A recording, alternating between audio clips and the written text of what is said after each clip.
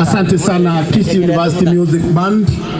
Niwatambue tu kwa heshima ili muweze kuwafahamu mawaziri wenu ambao waliwekwa wakfu na governor wenu mpendwa Excellence Paul Simbarati. Yuko Mheshimiwa Honorable Grace Kerubo, who is in charge of lands. Yuko pia hapa Daktari Margaret Owaga, she's in charge of agriculture. Na yuko pia kabisa hadi kwa stairs hapa Benson, take charge.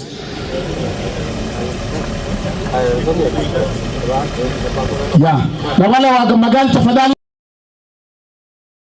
wa governor wetu, tutaegesha magari yetu upande wa kulia sehemu hii.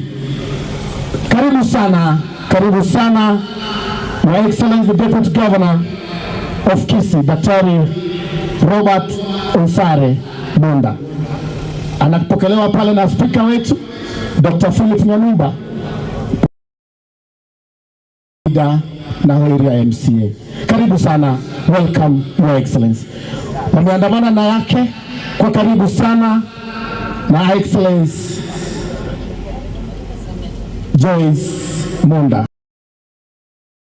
Welcome mami, welcome. Asante, tafadhali tuketi.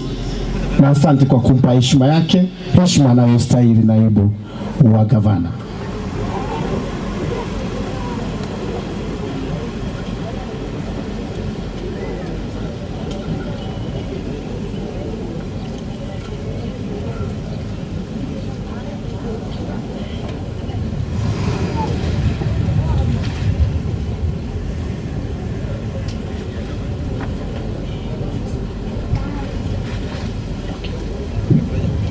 Lazima kama wananchi tusome jambo kutoka kwa viongozi wetu. Ameonyesha how gentlemen must behave. Na mimi nilikuwa naangalia tu kwa mbali aliposhuka naibu wa gavana akamfungulia mlango, amejiweka tayari vizuri. Then we are able to tell who is offering security and who is there just to be happy and be seen with cameras.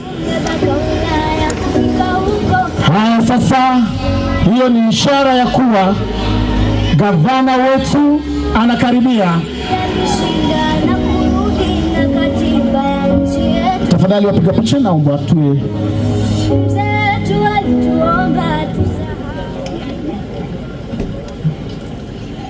Karibu sana, karibu sana, karibu sana. Tuwe karibu, tusimame sasa wote. Tusalimiwe, tusimame wote. Wapi makofi? 1, 2, 3.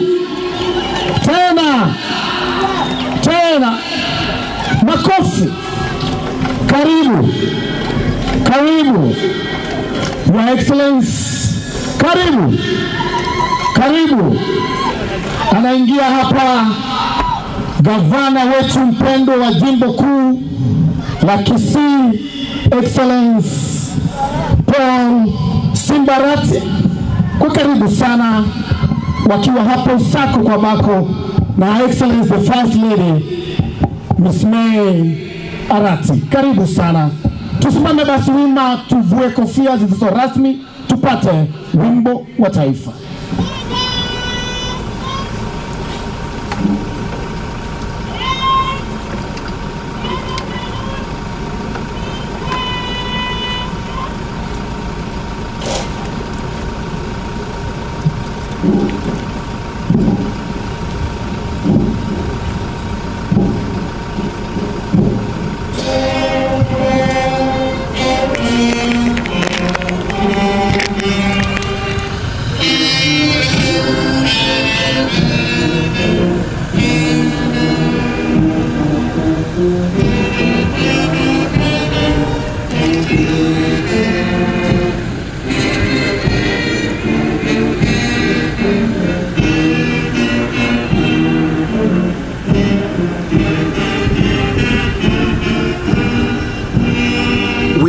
Jumuiya ya Afrika Mashariki band.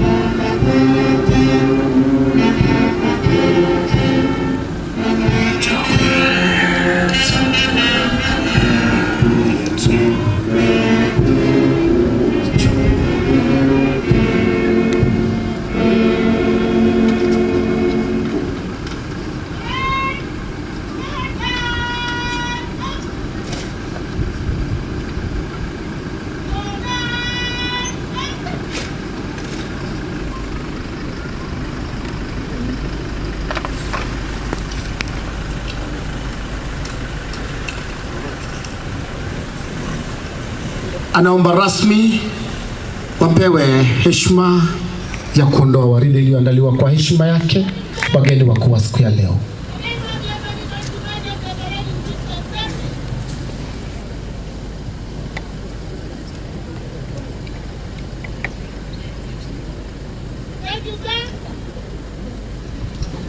The parade commander, Madam Zalea Jakaya, Chief Inspector, anapewa ruhusa ya kuweza kuondoa waridi ya heshima iliyoandaliwa kwa heshima yao wageni wa siku ya leo.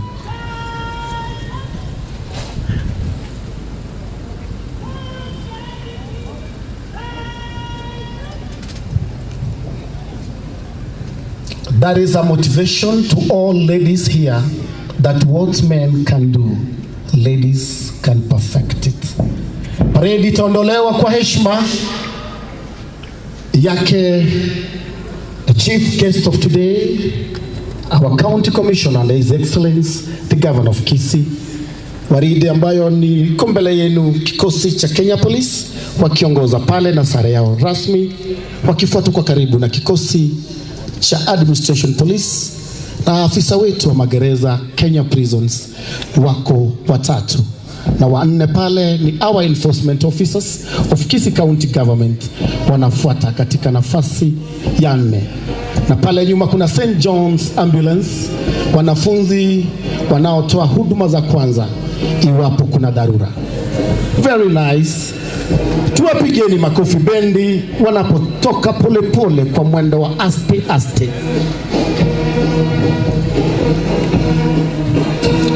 The band, the music band is Kisii University chief guests.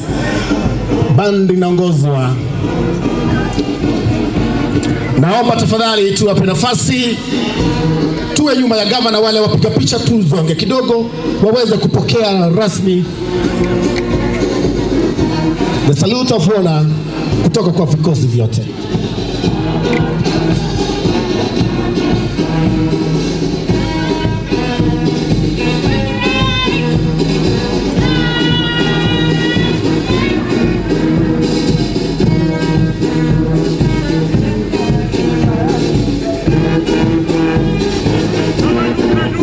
Eyes right.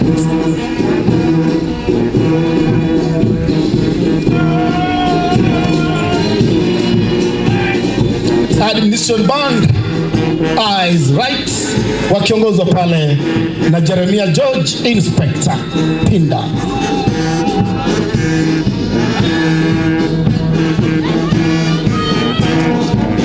Kenya Prisons ndio wanaopita mbele yako, wageni wetu Kenya Prisons, na wanafuatwa kwa karibu sana hapo na County Enforcement Officers wakiongozwa na Madam Linit Ongeta. Eyes right. Wonderful, beautiful, nice, very nostalgic.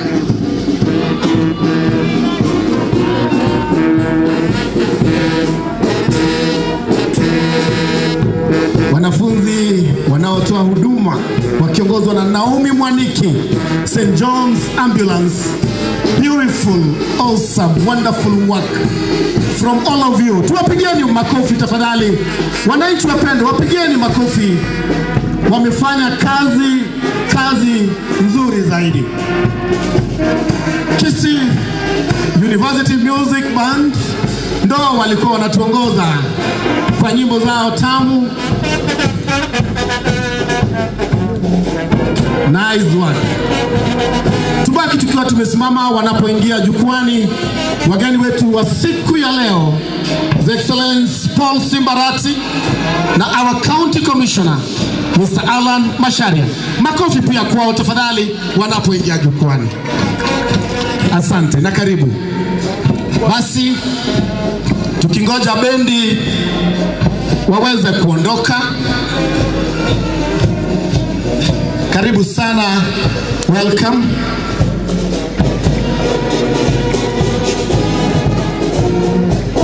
Quick match band tafadhali tuharakishe kidogo.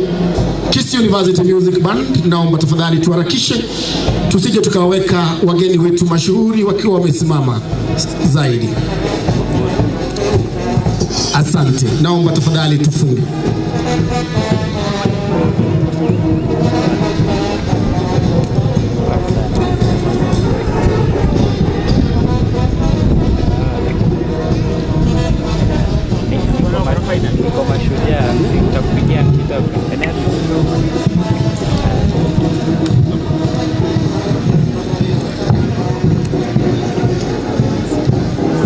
Wapigieni makofi wanafunzi hao wa Kisii University Music ambao wametuongoza vizuri sana, na tunawatakia kila laheri katika mafunzo yenu. Naomba tafadhali wageni wa heshima mweze kusimama ili tupate maombi kutoka kwa viongozi mbalimbali wa dini. Naomba tafadhali tusimame kwa maombi. Tutaongozwa na mzee wa tamaduni, mzee wa hapa nyumbani Umugaka Bwege Inka Samson Mauto, ambaye ndiye atatuongoza katika maombi ya kitamaduni. Mzee huyu anayesifika sana, hata ameweza kumwombea rais wageni wetu rasmi. Nafasi ni yako Umugaka. Sakawa Tebi Mura Kangiti Tuaikira Kerubogia Tendere uswetongoge Tuarigere sameta ya ito Namanga ya ito Soko mesera rogongoro ituru wa Gusii Angoro Tebi Angoro Ibanye Arigere rogongoro ituru wa Gusii Aroe uwasi ya mukama Angoro Tole na moyega Woko inyora bosibore mwaito Birombe tabia chetense ito Bigasamisa bikagonka Gotene nkuwa ito Tukaruana Wano tuwabere gesaku Gekwe gambera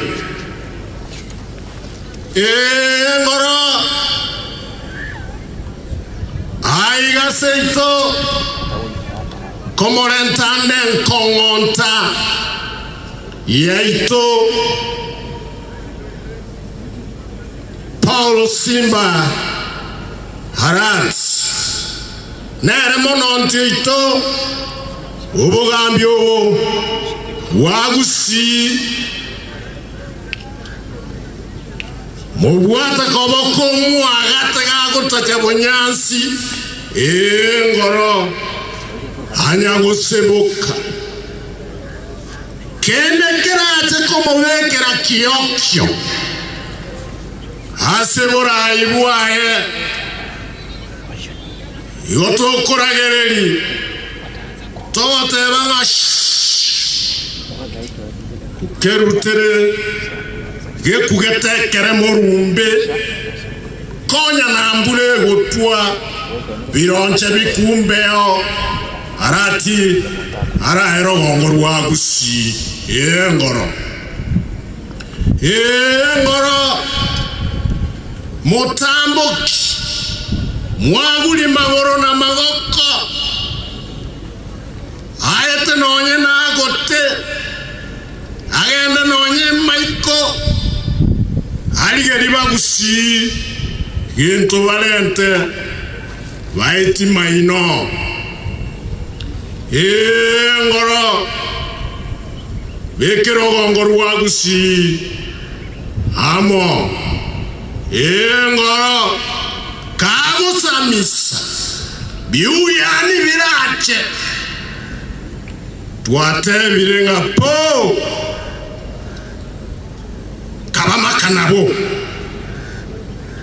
rati agambe araero gongoro wa Gusii twagosoroire boigo lienda nyari itoruto nabaereri bae ubaseseni tiwe barongoro wa Gusii basegi ba Paulo simbarati ubake mabuta babuaterane batusukie Gusii yetu ngoro kurancho toiwe ebebo kisokoro ne kisokoro uria ebebo kisokoro ne kisokoro uria. Tumesimama hivyo tupate Reverend Mwagi kwa maombi ya Kristo kutoka Kisii Pentecostal Church. Karibu sana Reverend Mwagi. Amen. Mkono tuseme Yesu. Asante Yesu. We have come to this place in one recognition that today is our Jamuhuri Day.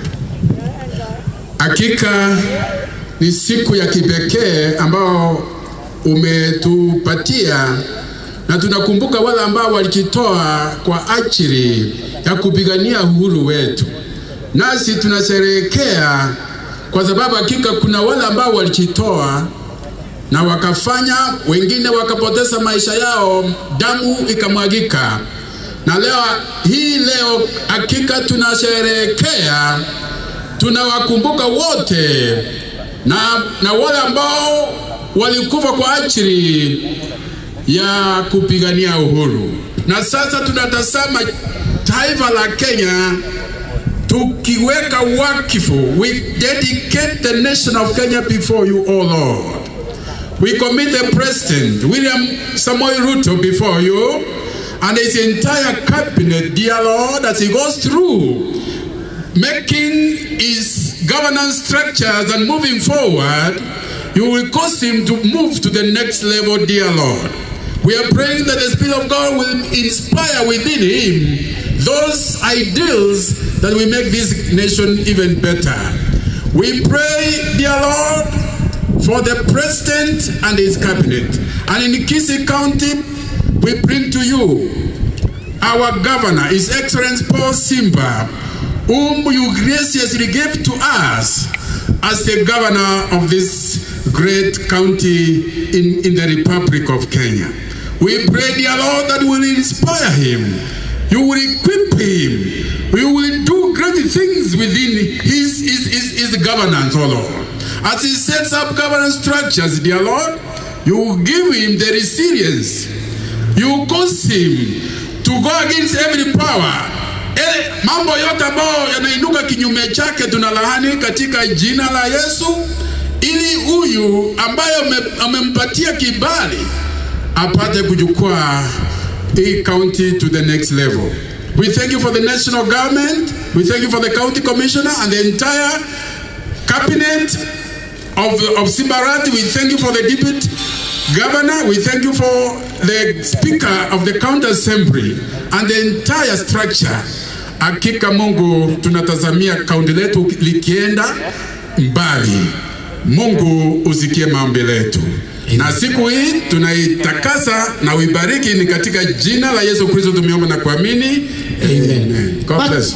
Baki tukiwa tumesimama kwa maombi ya Kikatholiki. Karibu sana Reverend wetu, Reverend Deaconess Thomas Nyagucha wa Ugembo Catholic Parish. In the name of the Father and of the Son and of the Holy Spirit. Mighty Father above, we thank you for the gift of this wonderful day that you have granted unto us this morning as we are going to begin our celebration of Jamuhuri in these grounds of Tendere. We implore upon your Holy Spirit to overshadow us, overshadow the leaders of the government, national government and the county government, that they may lead your people with wisdom. We ask all this through Christ our Lord. Amen. And may the Almighty God bless you, the Father, the Son and the Holy Spirit. Amen. Naomba tafadhali tuweze kuketi.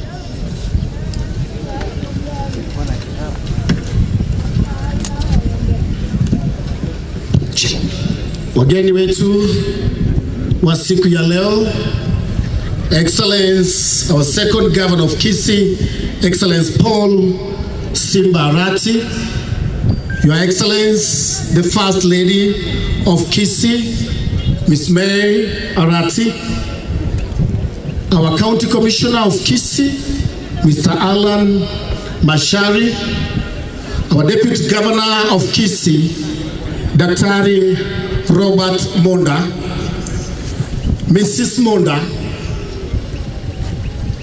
the County Assembly Speaker, Daktari Philip Nyanumba, the area MCA of this ward, Honorable Paradiso. Wananchi wapendwa, mabibi na mabwana, God is good. Hebu tumkaribishe gavana wetu. Nione makofi, makofi, makofi. 1, 2, 3. Tena. Wamama mko wapi? Siwasikii wamama. Asante sana.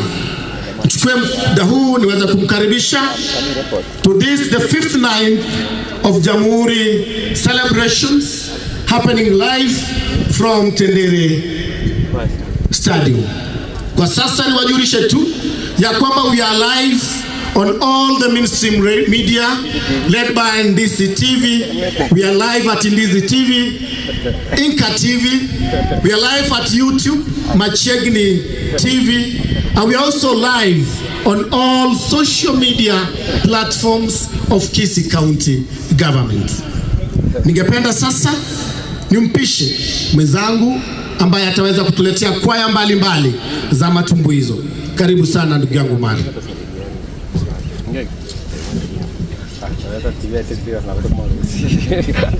Asante sana mwenzangu aliyetangulia kwanza program hii yetu ya siku ya leo. Your Excellency the Governor Kisii County 045 Simba Paul Arati, First Lady Madam May, Your Excellency the Deputy Governor Mama Joyce, our women rep for the first time amefika hapa, Mama Donya Doris Aburi, Mama County wetu.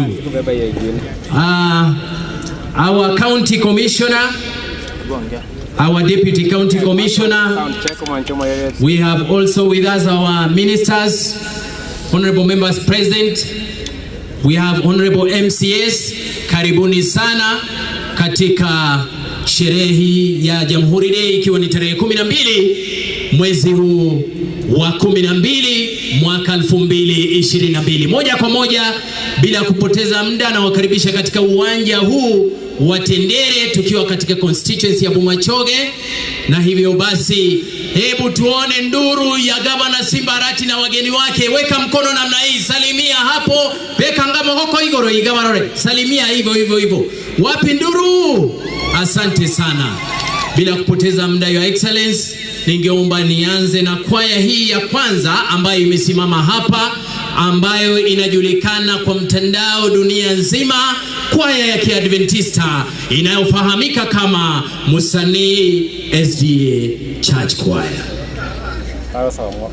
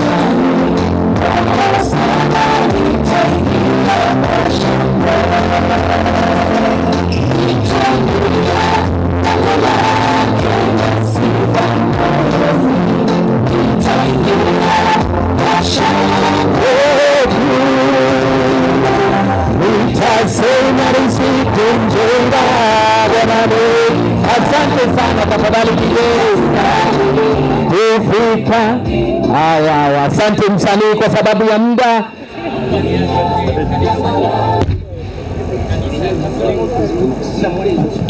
Asante sana. Kanisa ya Catholic ambayo inaitwa Nyansara, tafadhali. Nyansara. Kibirichi ndio wameingia, sawa. Dakika 2. Baada ya Kibirichi tuweke Nyansara kwa sababu ya muda. Kibirichi pia ya Excellency ni kanisa ya SDA, alafu kutafuatwa na Catholic yetu ambayo ndio Nyansara. Tuanze tafadhali. DJ, tuna muda mfupi sana. Tuendelee, na kama mko na wimbo ambao mngependa iweze kuwekwa mnapatia DJ mapema. Sauti tafadhali DJ, ongeza sauti.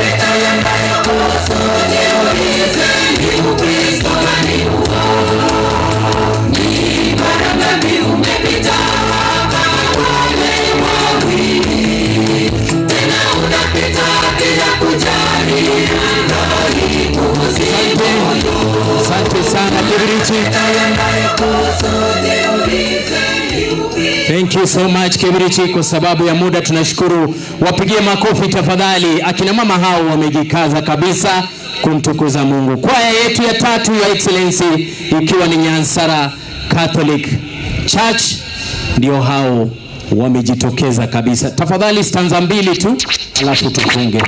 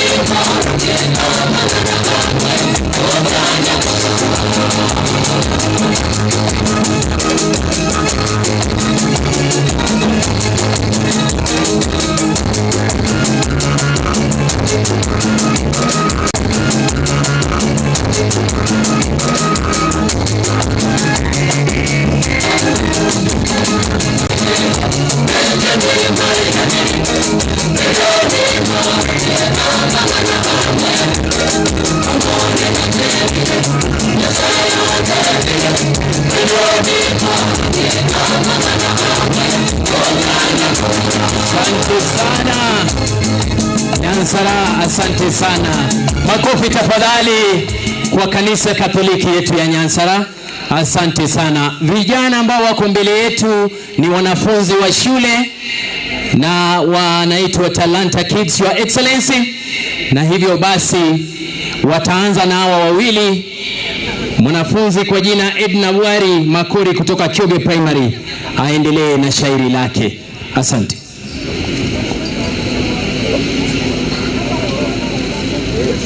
Sauti iko pale kweli?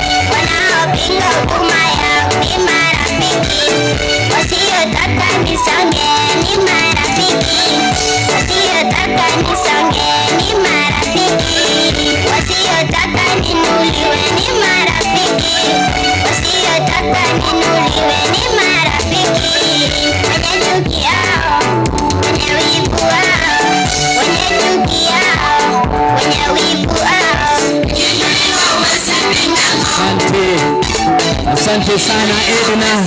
Thank you so much. Kwa niaba ya watoto makofi tafadhali. Edna anatoka pale Kitutu Chache South. Talanta Kids. Talanta Kids. Asante. Kwa sababu ya muda Fred. Haya. Wacha tumpe nafasi mwanafunzi huyu ambaye alikuwa na shairi. Your Excellency, naomba msamaha kwa sababu ya mkato. Niko katika darasa la 7 kutoka shule ya msingi ya Kyoge.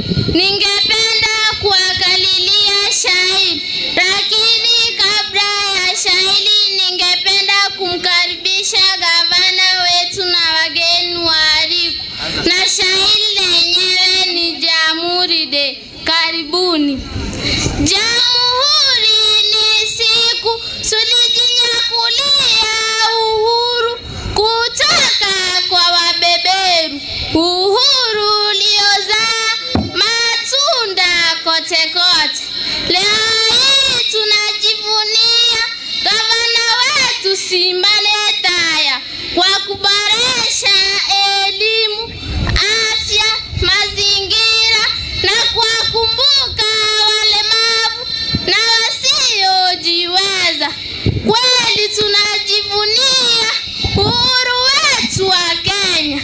Leo hii barabara ni nywee kutoka mijini hadi mashinani. Dawa nazo ni kochokocho kila hospitali. Kweli tunajivunia uhuru wetu wa Kenya.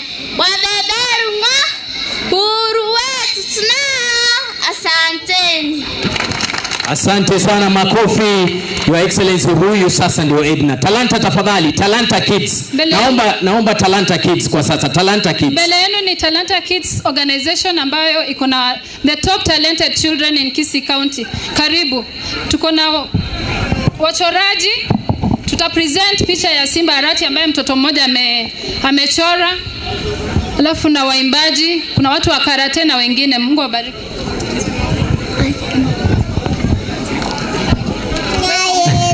DJ. Kama watu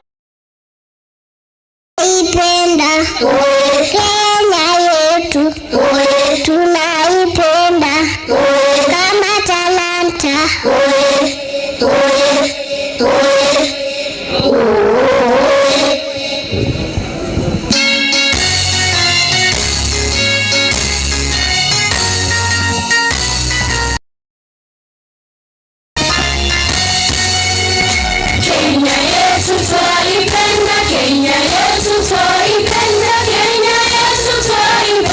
Sisi watoto wa Kenya.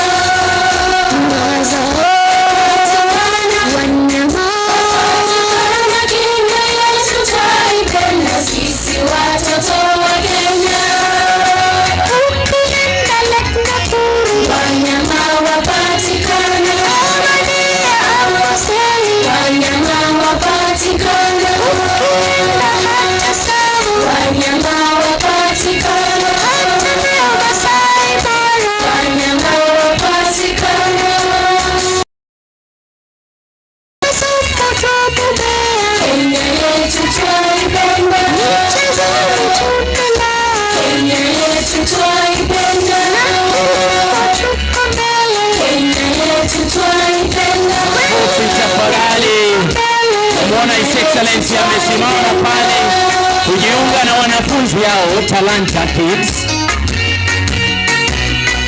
Asante sana.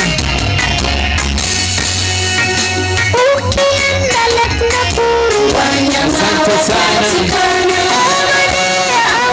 Tunashukuru. Asante sana. Tunashukuru kabisa. Wamempa pale His Excellency zawadi pale wakimsalimia. Your Excellency, tunaomba tuweze kuketi ili tusonge katika tumbuizo lingine la mwisho ambayo ni kuvuta kamba pale. County yetu, wafanyakazi wetu wa county wanakwenda kuvuta kamba pamoja na wanabodaboda tuweze kupata washindi. Zile kwaya zingine mtasubiri tafadhali, tutawaita baadaye, baada ya muda mfupi tu. Tutawaita baadaye. Kwa sasa tunapoendelea, wanaendelea kujipanga wale wa kuvuta kamba. Kisii Dancers Academy wako mbele yetu, nitawapa dakika 2 tafadhali. Tunapoendelea kujipanga na kamba, Your Excellency, vijana hao pia ni machachari sana katika dance yao. DJ.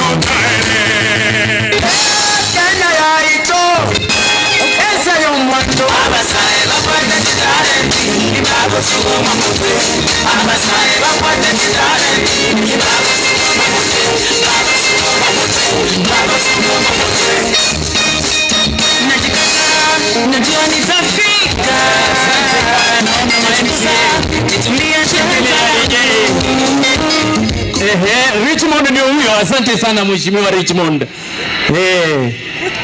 Dancers, asante sana. Tunashukuru, tafadhali makofi. Tag of war kati ya county government. Haya, wafanyakazi wetu wa county ndio hao pamoja na bodaboda kutoka hapa Bomachoge Tendere. Wako pale. Tuone ni nani watashinda. Freddy, take it up. Hii ni timu ya county government staff ikipambana na vijana wa bodaboda wa Bomachoge kutoka hapa kwa uwanja. Kwa hivyo sheria ni ile ile. Uzani kwa timu zote ni uzani kilo 680 na wachezaji ni 8. Safi. Sasa Your Excellency, wacha tuone ikiwa wafanyakazi hawa wa county na bodaboda ni kina nani wako na nguvu, lakini dalili tayari naziona kwamba bodaboda ni wembamba kidogo. Kwa hivyo ni kama mambo yatakwenda sio mzuri pande hii ya bodaboda.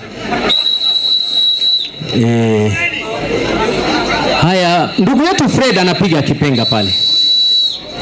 Bodaboda mnahitaji kuomba ama mko sawa? Tafadhali wafanyakazi wa county msimwangushe His Excellency chini. Mkishindwa unajua ina maana kwamba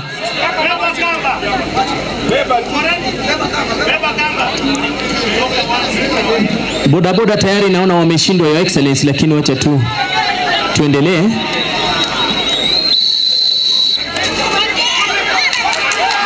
Haya, DJ tupe kitu pale kidogo chini ya maji.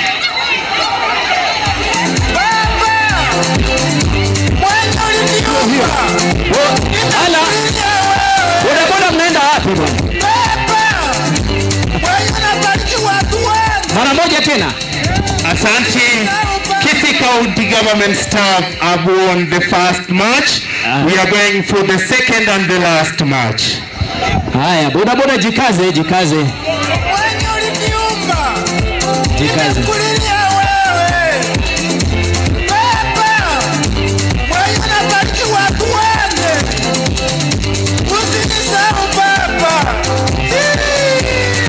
Asante sana. Wale watu wa fire wajitayarishe.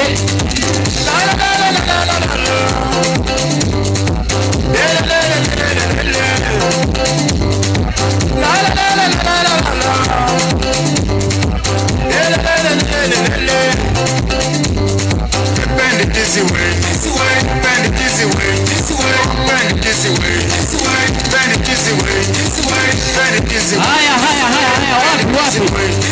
Mambo yamekuwa magumu, bodaboda wameamuka sasa. Marefa wanajikokota Your Excellency pale. Hiyo vuta, twende kazi. Vuta. Watu wa county mambo yamekuwa magumu bwana. Bodaboda mnaenda wapi bwana? Rudi pande hii. Haya, wapi makofi ya wafanyakazi wa county? Asante, thank you so much Your Excellency. Asante MC wangu. Kisii County government staff have won 2-0. Thank you so much. Thank you. Wale watu wetu wa department ya fire walikuwa wanatufanyia drill hapa, sijui wako tayari? Department ya fire ikiwa wako tayari, basi tupate bodaboda wale walikuwa wana showcase pikipiki. Tukingojea bodaboda wale walikuwa na showcase pikipiki. Program ya mwisho Your Excellency ni hiyo tu ya fire, lakini kwa sasa ndio hao wana pikipiki wanafanya mazoezi yao na kuonyesha jinsi ambavyo ujuzi wa kuendesha pikipiki upo Your Excellency. Ndio hao wanaingia kwa uwanja moja kwa moja. Tafadhali tokeni kwa uwanja kwa sababu ni mchezo hatari huu. Hao ni boda wetu kutoka hapa Tendere Your Excellency. Ndio hao sasa wanazunguka. Naona pale county commissioner anafurahia sana mchezo huu. Tafadhali walimu tunawakaribisha, asante. Karibuni, patia nafasi gavana aweze kuona mchezo hapa kwa uwanja. Walimu wetu karibuni sana. Viongozi wa walimu, tunaomba msonge tafadhali walimu, asante, karibuni. Huyu naye ambulance iko hapa inataka kummaliza hii. Ama ni mazoezi? Haya, mchunge matope isifutike huko kwa gavana basi. Watu wa fire wakuwe tayari, fire team tafadhali. Ni ujuzi huo wa pikipiki. Haya, maliza sasa, tokeni. Endesha mkitoka kwa uwanja. Endesha mkitoka kwa uwanja sasa. Endesha mkitoka kwa uwanja. Asante sana. Thank you, Your Excellency DJ Shikilia. Ni heshima yangu kuu kwa sababu kikosi cha fire naambiwa hakipo tayari, niweze kumleta ndugu yangu tunayeshirikiana naye, ndugu Juma MC Kinyanchigiri achukue nafasi hiyo kutoka sasa. Asante sana my brother MC Omari, Your Excellency, our chief guest of this day. That marks the end of entertainment. Wananchi tafadhali tuwapigieni makofi vikundi wote ambao wamefanya kazi nzuri. May God bless you. Ningependa sasa kwa heshima nimkaribishe our head of service, County Secretary Mr. Patrick Lumumba, to make his remarks and then invite our Honorable Speaker of County Government of Kisii. Karibu sana. Your Excellency, the second governor of this great county of Kisii, Honorable Simbarati, our deputy, Dr. Munda, the first ladies of Kisii County Government, mwakilishi mkuu wa serikali ya kitaifa, Wanasheria County Commissioner, maafisa wa serikali kuu ya kitaifa, mawaziri wa County Government wa Kisii, Your Excellency, ujumbe wa viongozi wakuu wa bunge letu la ugatuzi wakiongozwa na leader of majority. Pia nafurahi kuona mwakilishi wa kitaifa wa County Women Rep Madam Donya ambaye amefika hapa, na viongozi wengine ambao pengine sijawatambua. Niruhusu Your Excellency niseme ni furaha kubwa tuko hapa, na mimi kama mkuu wa wafanyikazi wa serikali nataka kusema kwamba serikali inaendelea kufanya kazi vyema, na wananchi unajua kwamba uongozi mzuri ni uongozi mzuri. Nichukue nafasi hii niseme sasa niwajulishe maafisa wa serikali ambao wako hapa. Nitaita moja kwa moja, manake ni wengi, nitaonyesha mkono, lakini nitawaita mawaziri wakuje hapa mbele wajitambulishe kwa wananchi majina yao na vyeo ambao wanashikilia. Kwa kwanza, Chief of Staff Dr. Tucho, tafadhali kama uko around, mkono kwa wananchi wa kuona. Chief of Staff. Deputy CS Robert Umbasa uko hapa, asante. Kisija, the acting chief officer agriculture, ambaye pia ni director of administration. Maseme Machuka, director of administration, lakini sasa ni acting chief officer maneno ya barabara. Kennedy Osoro, acting chief officer wa mifugo agriculture, asante. Nathan Soire, county director of agriculture, na unajua mwito wa gavana wa Kisii maneno ya agriculture. Pamela Masi, director wa cooperatives, asante. Edwin Muga, director of fisheries, asante. Beatrice Barongo, director administration and stakeholder management, asante.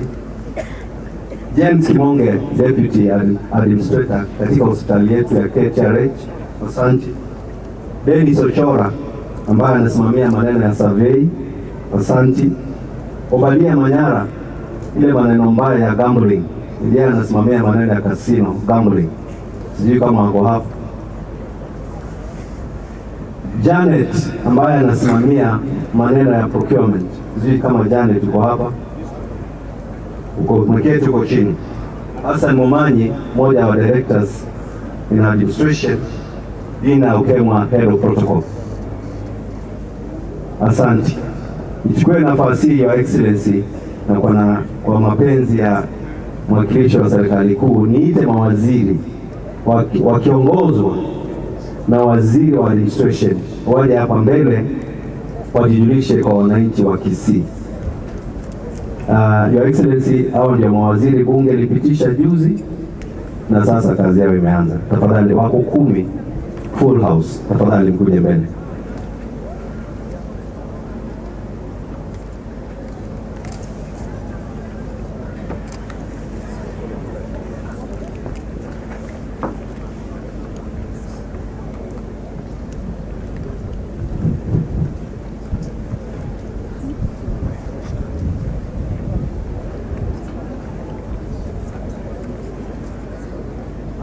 Salimu. Majina naitwa Grace Kirbo Nyarango, CEC Lands, Fiscal Planning, Housing and Urban Development. Nabangwani wensi wa Kirega Esama Yeta kurukwa Dr. Margaret Kemundobaga Ntenenete Agriculture, Livestock, Fisheries, Cooperative Development na irrigation. Mbiyamona sana.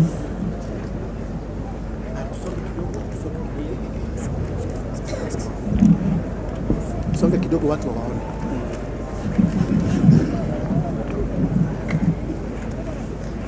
Mbuyamure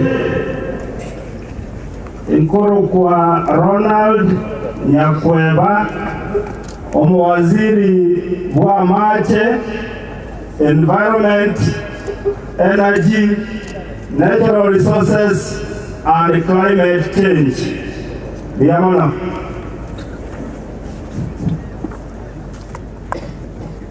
Gusii mwezi na kwa lili biamore.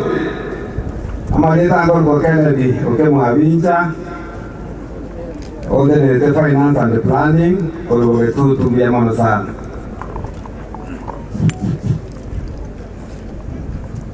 Abantu bamintu mwezi biamore. Korokundemo teneneta mana biashara na marketing ya county ya Kisii. Biamona sana korokoro wetu. Asante.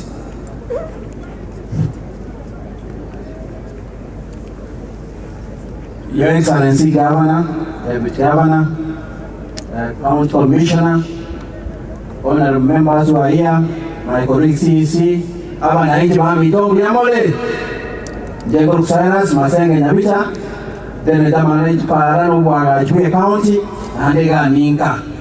Your Excellency, let me take this opportunity to thank you. Eso Konveka, one of the ministers iliyokuwa barasharaka na mawaziri. Hapa ni nyumbani, watu wako imara, wako nyuma yako. Thank you very much. Karibu sana. Your Excellencies, all protocols observed. Wananchi na wakoni wa Kirega. Asama lieta ngurupeli kimienda, teneta mangana ya Wasai, amangana ye koro, amangana ye tizibot, process sports. Biamono asobo, chabiamona sana. Your Excellencies, Jasa Marieta, Nerelicha, Okemogoli, Tendere, Education, Innovation and Manpower Development as a county. Biamana.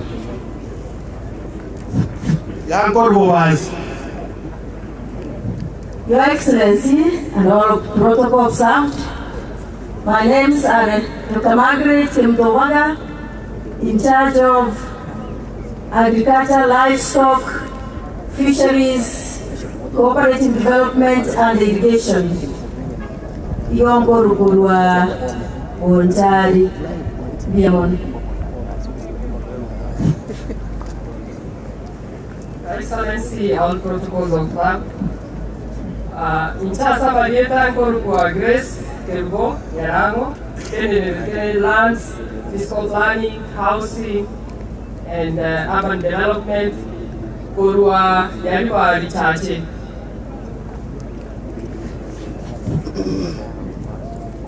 Your Excellency, the guest of honor for this day, Jamuhuri Daniel Nyakundi, the Public Service, Administration of the County, and the Participatory Development.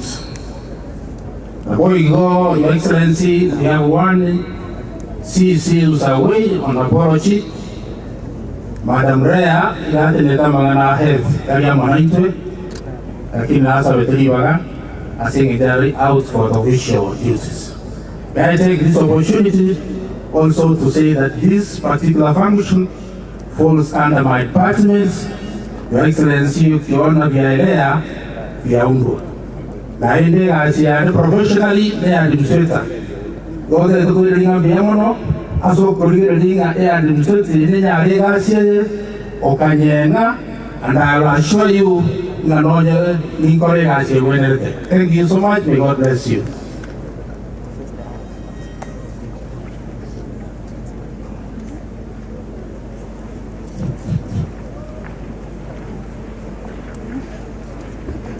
Excellency, pia niko na chief officers.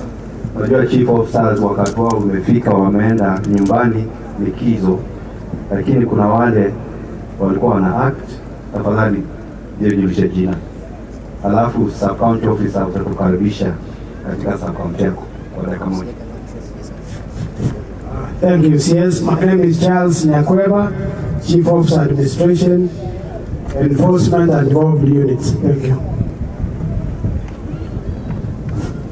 Your Excellency, my name is Alex Nyamira, Acting Chief Officer in the Office of the Governor. Thank you. Your Excellency, nikimalizia ili nimuite Speaker wa Assembly ya Kisii, Mheshimiwa Machuki aje amkaribishe Deputy Governor. Nataka kusema kwamba kama mkuu wa serikali ya Kisii ya wafanyikazi, mimi sijalalamika. Kama sijalalamika, Your Excellency, all is well. Let me know, Your Excellency.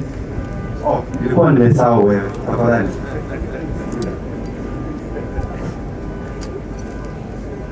Your Excellency, sir, all protocols observed. Good afternoon. My name is Lilian Nyamesa, the Sub-County Administrator, Bomachoge Chache. I want to take this opportunity to welcome you all in Bomachoge Chache Sub-County, Tendere grounds. Feel at home. Thank you, Sub-County Officer wetu. So, Your Excellency, nichukue nafasi hii sasa nimuite Speaker aje kirasmi aendelee na hiyo mpango mwingine ya serikali. Speaker.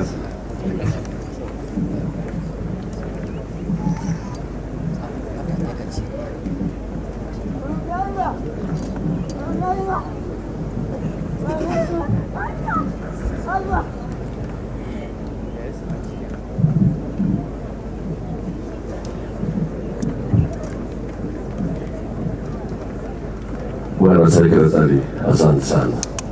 Your Excellency Governor of Kisii County, Ola Simba, Your Excellency the First Lady of Kisii County, Your Excellency the Deputy Governor, Dr. Mona, honorable members present, CC members, the County Commissioner of Kisii County, all of government officers, ladies and gentlemen. Let me start by wishing each and every one of you is here a happy Master Day. Your Excellency, the Governor, before I introduce the MCS, let me recognize the former MCS who are present, and I will only recall one to come and say just one word. Mheshimiwa Mlevu.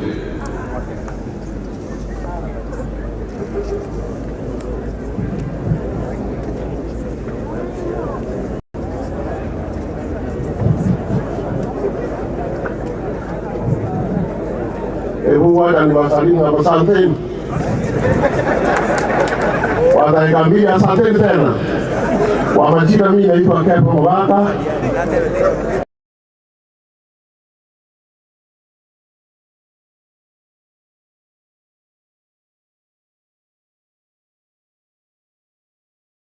Nyamira sikumpigie makofi.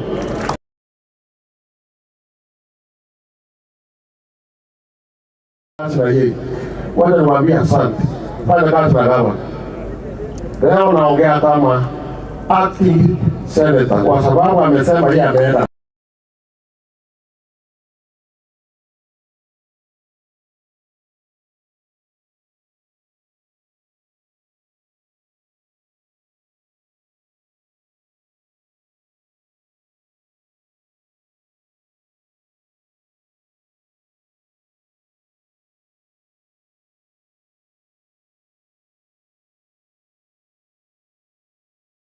Kuambia hii mambo ya watu kutoka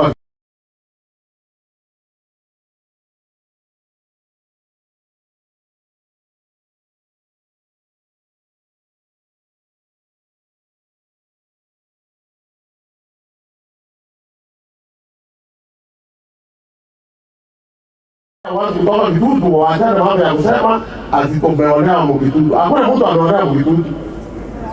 Moko inyoranga akaunti ya Tendere walimu waligetu abandi mutambwate masakara kama una makaratasi sio nenda nyumbani omuntu unagenda bwate pia kiti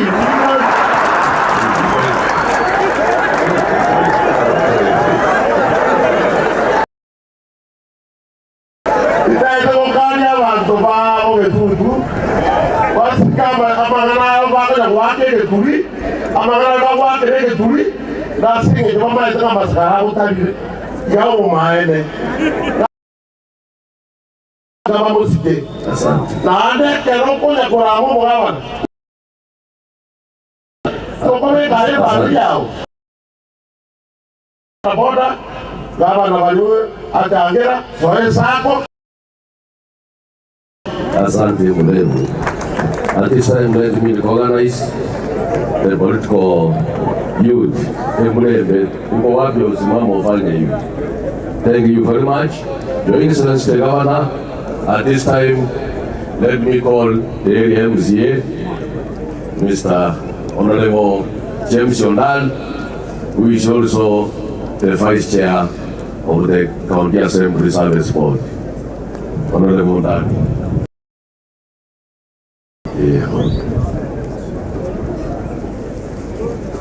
Your Excellency and the Deputy Governor wa County pamoja na admin ya National Government na watu wetu mjambo mwezi mwani gana lengo maite raundi ende na lengo kotera simbane ta bono naji kuingu kanamo kubwa simbondo rangwaza konyegeranga simbane ta mutali kombe granda tenga lero Tendere tuli mjamore. Your Excellency, karibu sana Bomachoge. We are so happy to have you here. This is the first time tumwatana itumo gavana ama county commissioner na abantu bonse bachire se itumo Bomachoge. Abantu Bomachoge kibodewa. Nomo mungu itona ulikira ambu ya mono. Ne swita atige koroka wante swita tanga ni ndara tambua wa MCA wa itomoze bacha ko bamona intwe aba MCA injumwenzi elinde batambo injumwenzi wangu toka moja mwenzi elinde botambuli utima eza injuwa danza ana baba ayoro wono juwa ko mwenzi boja lida manor majority ni maidano ko andri na yukura na manene se assembly lakini DS no ale ko andri wa mwezi DS ukani kuna speaker lida anyaka ama lietoka ya chinza cheni awa macho wati kale bai ngamuka aya wanatoa sema malietoka ake ubasa kam please wangu Victor Ombasa, Lieutenant Omo MCA Riana Ward Bonchai. Liamono inju wango inju. Elieza yok. Masiliari Omo MCA Nyamira Ward. Those churches south. Liamono karibu wango. Walter Muchache, Kiogoro Ward. Niyamono. Naftali Umgoba, Nyatek Ward was constituents. Niyamono sana. John Sambo was Chache Ward was constituents. Niyamono sana. Alfred Asande nominated. Niyamono sana. Motume Michael Masige East Ovas. Niyamono sana. Damaris Nyanchoka nominated Masige. Niyamono. Adela Pea nominated. Thank you. Yu Kinyarango, Kitutu Chache South, Kitutu Central Ward. Niyamono sana. Helen Nyamoita Isat, DWD Keungu. Niyamono Gaudensi Tuoja. Dewa Marieta Nkoa Pitrisuweka kwa Nelinga Nelimo Amona Jeremiah na yuko na Gurman. Singi Njochinza. Gaudens Amaro Mariba nominated the ODM party from Machoge Church. Niyamono Wawa. Lilian Nekera Yomusa nominated. Niyamono Ukenju. Excellence, na wale maswali wamekuja kwa siku ya leo pamoja na Jamuhuri, tunawasalimia wote, amjambo. Gavana, hii ndio baada kwa tabia kama mtu wangu na yeye. Ndio watu ndio chukua na hizi nyingine. Ama ngana ajawa ngao ndio kutiza kwa wetu. Onyo ngao ndio ndio kwa ndio seketi aleta liko kwenye nini. Hii ndio pale kwa sawa. Bwana, ndio watu pale ito kwa yangu jadi kira abantu kira mu mwaka wita abantu abange bo gukumya ka totali kwanja abantu bete pa musara tinda songwana ina ko request jadi kira abantu moje abantu bakwete na kira mu mwaka abantu bo kwa wita abantu 15 asita nsugereza na ndio ndio tena yokwana abantu batende bamete chingachito ingoro ya mara ya municipality ta kira wana boteba ero tangaza usimba tukilane ni yabono. Thank you. Your Excellency, sir, and all protocols observed. Oyeno Muswati Orunga Beaches, Kerupo Makwai, Oyochori Weka in Kisii and Nyamira Counties, Korua State Constituency, Yaumachoge, Yantete, Abasbadi. Abantu bamdombi yamone. Uwashiwa Governor, Abamachoge, Notora Monera, Manyaka, Women Rep, Ogo Senator, Ogo Deputy Governor, Kisii, akamana koleta ogo speaker buoka Bomachoge munogwa kugo notora monaye kurwano mpaka to end of 2027 omonene abasesenye. Amen. Ndiamano sana. Amen. Excellency Paul Simbarati, all protocols observed. God is good all the time. Kwani asema yangu ya Muriga ambaye anawasalimia anaitwa Honorable Jeremiah Ongeri, MCA kutoka Machoge Bus Ward. Nami wacha nichukue hii nafasi kuwakaribisha hapa Machoge kwa hii sherehe kubwa na Your Excellency, kwa sababu umeanza na sisi tutatembea na wewe mpaka siku ya mwisho. Ile kitu ambayo ningependa kusema ni kitu moja. Wananchi tuko na uhuru ya kukutana, tuko na uhuru ya kuzungumza, lakini hatuna uhuru ya kutusi wengine kwa mitandao na kufanya mikutano na kuanza kutusi wananchi na viongozi ambao wamechaguliwa. Ile kitu ambayo Your Excellency ningeomba wewe, fanya maendeleo, fanya kazi. Wale viongozi ambao wanatapatapa pale na pale, Your Excellency ndigere itaandiko waenelia wale watu, mimi mwenyewe ndio na wale mpape ndigirali unyetalisiku ya lima wekasona keruwe. Kitu ya pili ambayo ningesema, tunaelekea huu msimu wa Krismasi, ile zawadi ambayo utatupa sisi kama Machoge kwa municipality area ile tuwe wange na kitale kazi yega. Na wakati tunaenda kutupatia municipality Excellency, tunajua zile challenges ambazo tulikuwa tunapitia kabla hii municipality kuletwa. Itakapoletwa, wapatie viongozi wa Machoge nafasi ili wawe kwa meza kuzungumzia manager na chairman ambaye atakuja kutufanyia kazi hapo Machoge. Excellency, asante sana na nyote karibuni kwa Machoge. Tuyamano sana na rumbati chibuip kuromolenda. Diamond manena vito baske gavana mongina itoboa mheshimiwa gavana David Gavana baikono mongino pia itoboa tu machumbo itoboa county mama Tonya abachumba bonse pia mwana machoga na basi tote Kisii county mamora anje kwetera segeda yes nyaro kyango se yeso moyale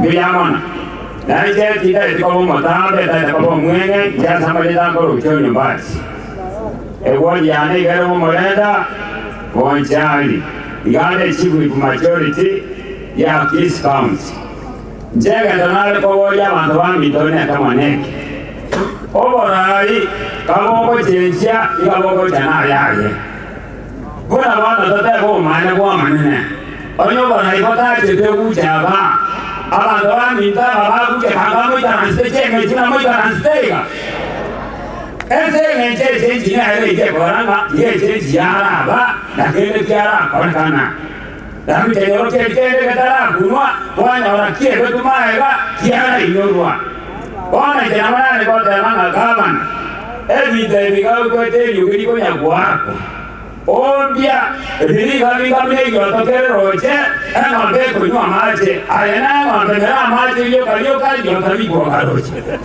tirana kuaba na nyare ko kunyo ko kwanire ko se nyare ko kwanire onyonka ba e ko ke tut o maana kwa manene aba machoge aba basi ama naba girango baka neko banja tole igatuwa aba getuto baraje miaka 10 onde ile tie omo getuto ekiara no nyane ta ekiara mo aba ndokega basu netwa kana machoge kiara ba tu wede dudigana bache tina ko babu konya kele gans bua konya na machoga bona baba no chire echirani ya inonsa nale koyo wakwa magena nanyu no mo translate masmukirta tamodali otawanya aba bantaba machoga mwana mwana kunya mulio nyina mukura nale machagira ala tena kura kanyo mondoma onyoka kanya la mora onyoka na inumwa mwakirete chikura onyoka ni inumwa mweto musenge tali gere kirete tali aba letudo wa mutambo nale kaba natara kuna moketu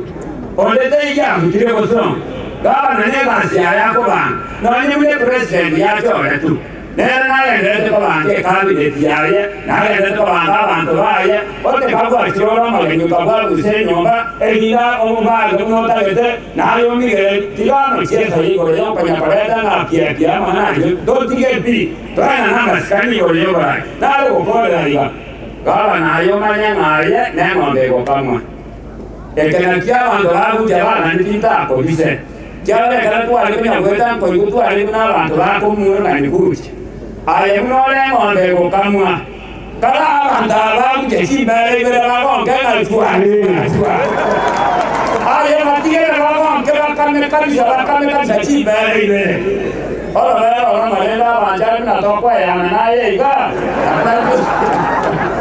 nai Kisii County alisema ya Kisii Central ekara tungate moja kwa na roho ndio baba uruibe na chocha ndio kuna kinivele chocha bega bantu bagu jamoja ujamba dagete municipality ga bare abantu banya machero tini nyamache mandere ko ko bisinayo tega nyamache yito njabete moja Kogo jasuneka to basa kwenye tigera siya tigo tu maneno ne maneno sababu sisi yako sana mbali na kwa ndoro Your Excellency ngani warange wako ya boko rumachoga nweka because ni maite chinza chere Samson maoto wako machoga ama machoga ne nduko kura tole Minyoka wangu nsanchiyo kanga nabona hapa kwa yorabu lakini minyoka wangu uchi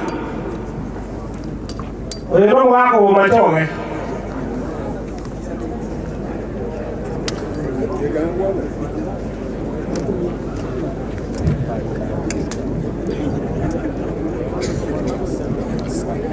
au magen kediroje sasa tikonyakuwa arati yakamumbu rete Gusii gento mailande ya bagetu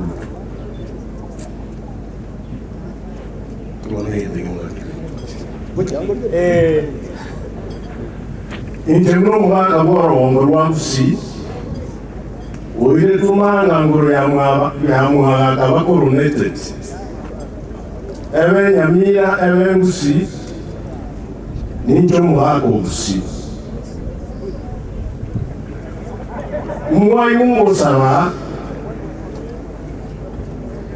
ngote wangu musike arati ayaguli balakole mbere. Gusii bazebeta nga muri gutuntindo. Oya bali tutu ayiwe nangira balire paka batindire bakocha. Umweshimiwa utakora hoteli ndani yo kama machoge ufuetongoge bali. Ukenya unaanza kwa hoteli na karugeti yenda karua yenda muru nikioni wabate nani. Leo nikata kitungwana mwaka naona na sheria yanatoka koso mapepo yote yashindwe katika jina la Yesu. Oso ochenile na mundu taji uchikukuna mundu taji uchikukuna umugetutu ragi ragi yugoti okobocha no mundu naye kuhabeka mage aki ya sai tali kuina kuti ono mingo mubwire na ukabere kaiga matere tega geute aba machowe kuru jante paka roro etone naye aba basi etone kubari kubosho etumage gatole na mutaji mati chinde mtahoke mage gale no basi mufungo monene Gusii abana ba momoyete bonali nero mufungo monene Gusii nere ngirumu basi mubasi nere omonene wasa no basi otongora tongora umubasi asikwe umugabo nitasikwe aba macho Wakone kwa mkua, kama ngana yangu chakura, municipality yanse, akabanjali, akababasi, na kwa inanele yoweka tu kikababasi, wajo kwa kama gini. Wakabu oma megi, na watu na monale,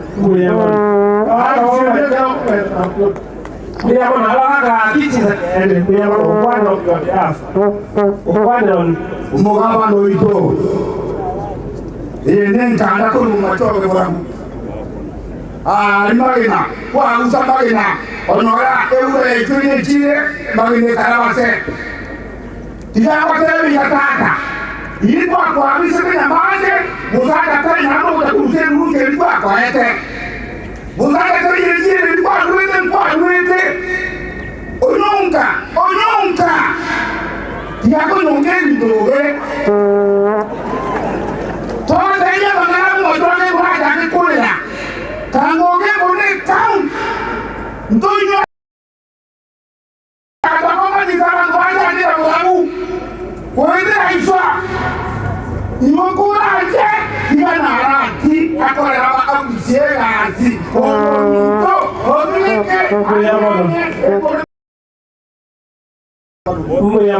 Muyamano. Kuarangere hivi. Oyo kwa moja kiara. Kuarangere timu mmoja chache na kudamu. Hongezi. Hali kaunti yetu ya Abuja. Thank you. Your Excellency, abana ina abandi batako machoge lakini ndimo atambua. Bakoma director wechaye no hali. Business community no habari. Abantu nabange baro Your Excellency ndimo atambua lakini ngali baga speaker ndebe ndeke mo Your Excellency. Engakiria serikali ya His Excellency Ongwae. Your Excellency, mtu aigete kokora tukatika ligente kesini ni mono igoro ye municipality. Kitu awasoro ile. Na watu waingoja kubeka marunse kuna machoge. We just request you. Kora anje akito tulire unik bisema. Na tutalia mandasi. Tulise kolie municipality tutakuwa tumetosheka Your Excellency.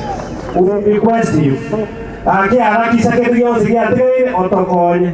Mwate bali mutunde ketu ache sere yao. Mwese kwa toye municipal moyo no kubuena. Your Excellency kubuena nintari kende ka provide the municipal ogemo. We request you.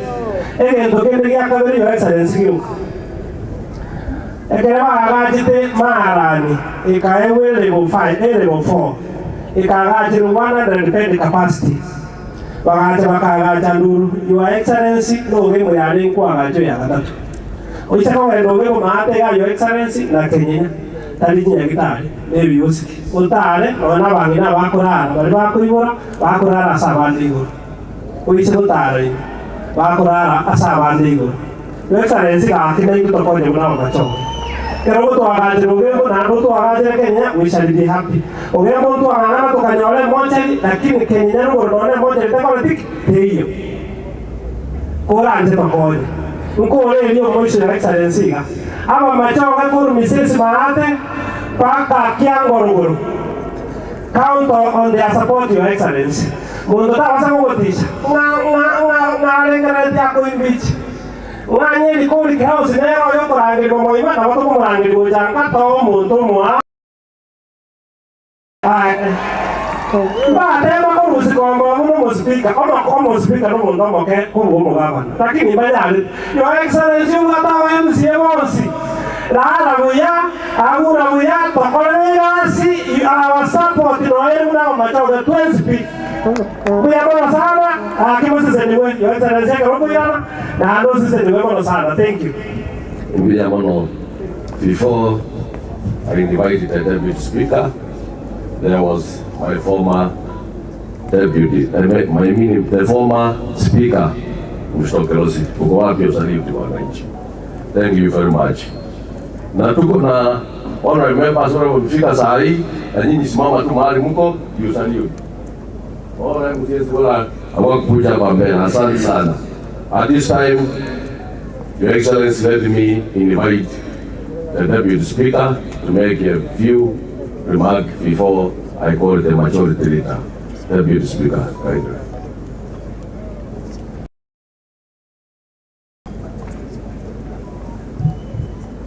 Your Excellency the Governor, all protocols observed. Assalamu alaikum Bujanku, Barongo Waraka, Omo MCO Masile West, na Deputy Speaker ya Kisii County. Detibu atia mangenda tewe, ilona vanit kudo morembe, na boy gona nyongo tere ili kama namba andiri bakua ne county ne betwens. Biya mano sana nya saba senye toga ndremo tuamo. Thank you mapema mbia. Biya mano, I think I did organize the presence of our women lab. Toto, let me organize the presence of our LMP, Mr. Alipa.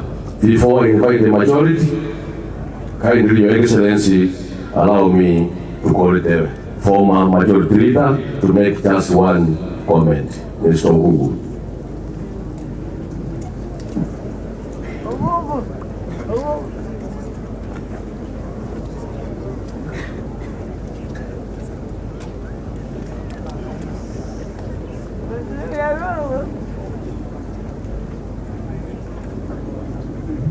Your Excellency, mpendwa gavana wetu Bwana Simba Arati, I'm sorry about the kidogo, msamehe. Nataka niongee machache. Gavana wa Kisii, sisi vile Honorable Dada amesema, kama Wamachoge tuko nyuma yako, we support you and the entire Kisii leadership. As a county assembly, we want to be united, to come behind you, to koe chinga keko na Machoge gas na bantu bonse. Your Excellency, natarango tebi, ayago kuano, utigere, ayete colleagues, because you engage in politics, abantu that will distract your agenda of this county. Your Excellency, kanasa kabisa, colleagues, nduna wa MCA, we are behind you.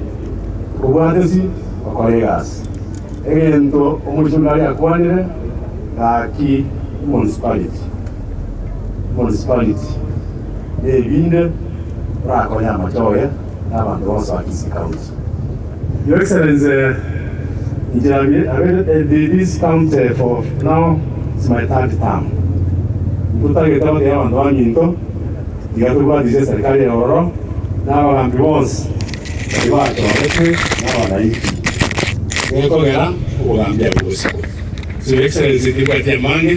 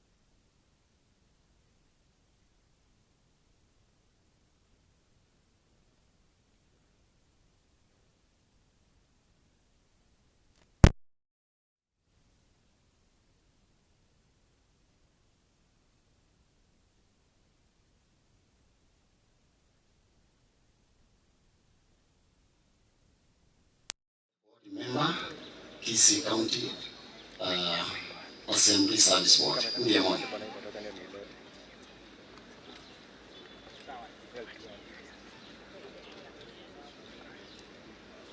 Abantu baminto nabakwandira byamore naende.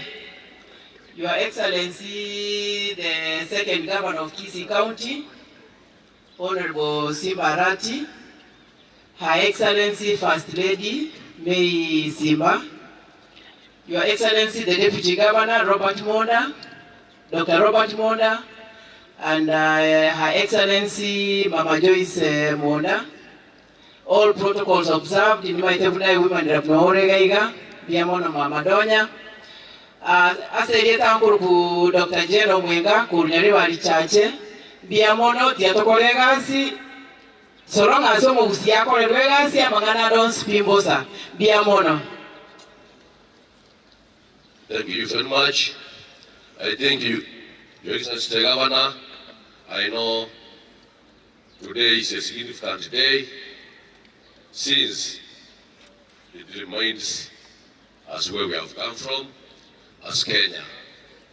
And Your Excellency Governor, I know today we are celebrating those good men and the women who sacrificed their life for us to reach where we have reached as a country. Your Excellency, the Governor, me as the Speaker of Kisii Assembly, we will support you as the Assembly to ensure that you have achieved the development agenda. Your Excellency, we have agreed that we will move the Sawariye together with you until you reach at the end. Because we know as the Assembly, we have the oversight glory, we are praying. But again, we have a duty as the Assembly to ensure that you have run a smooth and efficient government in Kisii County. We want Your Excellency to make Kisii County a first-class county where other counties will be coming to make it benchmarking to see what we have done, Your Excellency. Your Excellency, at this time, I know we have delivered the 6 members to you, read and arrange their departments to ensure that our people in Kisii, they have started receiving the services they want. Your Excellency, I know in a few days coming, you are going to appoint the chief officers. Once again, I can assure you, Your Excellency, that we are ready those officers so that we can move our country forward. But nevertheless, it is your duty, Your Excellency. At this time, Your Excellency, allow me. At this time, Your Excellency, allow me to invite the leader of the majority. So we proceed just for a few minutes.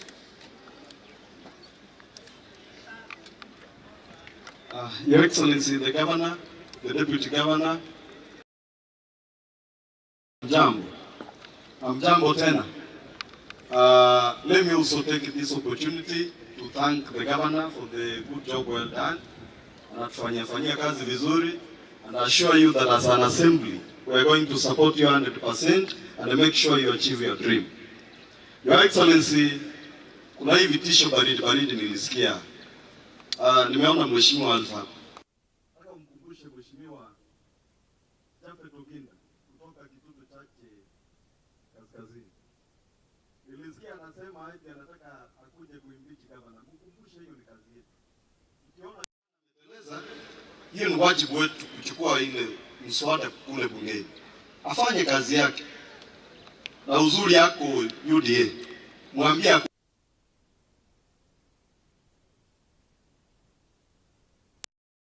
aje porojo na vitisho. Mwambie tuko tayari. Kama anataka hiyo impeachment, mwambie ileta hata kesho. Tutamwangushia huko kitutu chache Marani kabla hajafika town. Alafu kitu ya pili, kama na wetu, take your time. Stop listening to these small issues about Richard. Wewe fanyia watu kazi. Shirikiana na waheshimiwa kama Alfa, Mheshimiwa Donya. Fanyia watu wako kazi, wacha kufikiria hii maneno ndogo ndogo. Hiyo masaa ya kufikiria vile unachunga mei. Ama namna gani?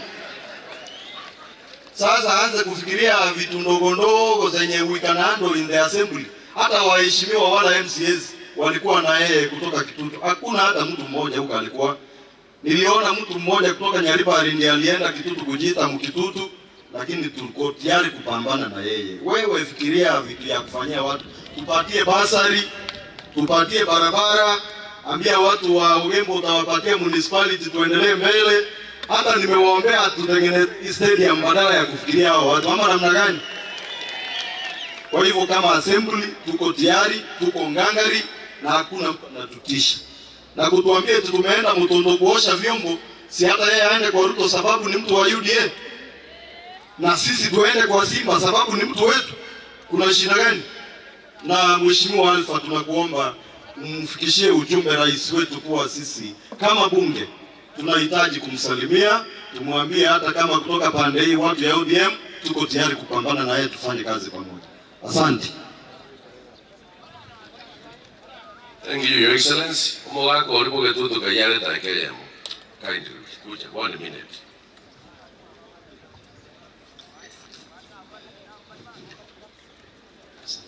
Your Excellency, n'abantu bamachoge, n'abantu ba Gusii bose abakoni myamole. Incheno oro babo getutu na chirega yose kyana inwe. Amangala mange tutu. Mayete na bomo ndago seredia abantu abange. Oyo minto mondo te yo ile to mo tutu ikiara. Na eye yo yo ate impeachment dia lengo. bona twanyondo mwana okunyakorera obukima bw'okurugwa kaki tara yuko gose bukima bw'agiye boyorwe otagekorera bona nje nataka ko batebiga umwana oyo mutabusereria ntutwangete omwesimiwa Your Excellency ntutatoka betelias munaba kutubagaba na ande talinga inga bona mabete inga bona abatonye ubwimiki mu bitutu tayoranje byara gete keke bana mu bitutu nainde wika omwesimi warati aragambe myaka 10 entumo support muna mwa supported anyitalia mala kyagera bona omontaji watebanga aywa mono omwesimi wanato jorra mwana omuntu abinja olio choteba abinja tali mu bitutu abinja ngayagwete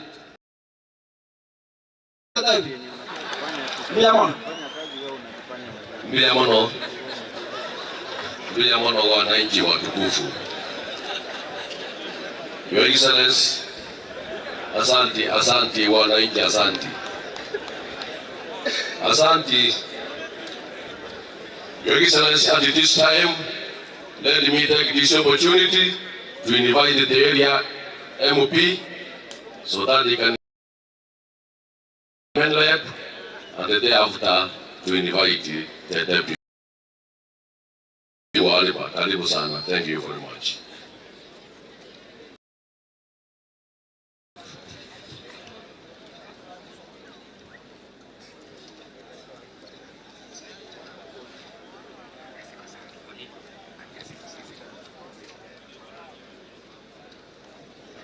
Bwana asifiwe.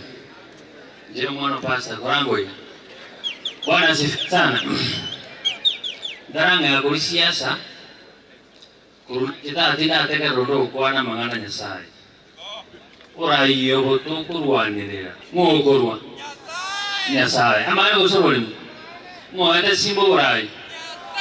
Ngoete onyongo urai. Ige umugimogo egenamo Nyasaye. Yonsi kyo orense yenguru kanga the vanity because ondeta yense yochine binta again yense tuensi ko ambatole na nengo bikora tole na ntubitiga. Your Excellency, thank you very much.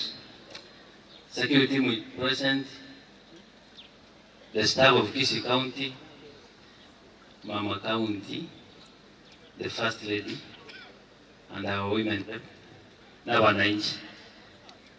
Jino mheshimiwa Alfa, mwana pasta, timuto na mangana mangono cha buchimbe bande wako rama bande. Lakini ndio tusabira bachumbe bara alivaga.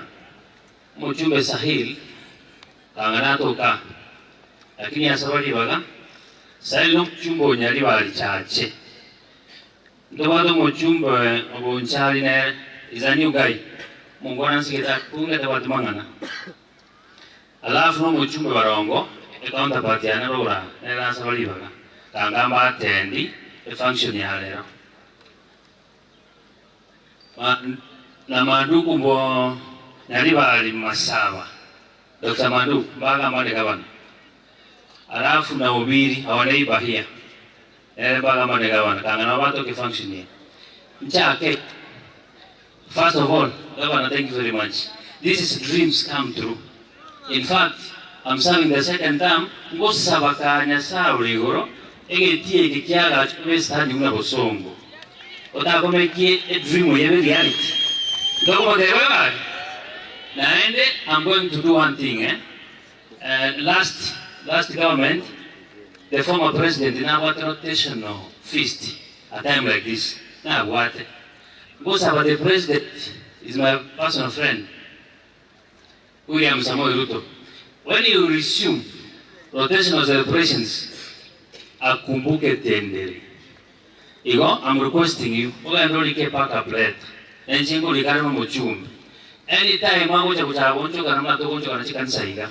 Acha shirikia Tendere, usine suntora. Elewe uselewe. Ige tokiende. Jita tukukura amanga, you are not doing good. Ono mapema sana. Meti nyimkurumoto chikura, meti yare renga, etato. Simba tali ya iko gocha wakora mne venge libia agubire. Kero mundra wate roll, moto chot. nje uno mchumbe mbwate function ya national government. There is no single dengo cha kubwate vituria county. Igo remind our honorable members of parliament, batige simba, senator, women rep, na county MCS, na executive, bakore miremo yabo, ntuto babwate sina bachumba. Again, to request the governor, Jiko request as a friend. You served the parliament in 2 terms. Now you are now governor of Kisii County. Make Kisii County the best county in this country. I remember last time we were talking about Mutua, but I made a feast to Machakos County. In fact, if you go to Machakos County, to me, it's the only county in Yemejenga, a very good state house for the county, using the county funds. I'm requesting you, Governor Simba, don't listen to these people what they're saying. Aki, Okade Chiro Momina, Nona Ukumiche Chiko Kuanjera. Because I again the Chiro, the Biago, Yana Nyomba, then Avanabao. Bono, Igaka, is the time for you to work for us. We measure your work after 5 years. If you continue, you lose focus. But I know you're sharp, and the giraffe, and Sagusen. In your administration, please, I'm requesting, and I want to reinforce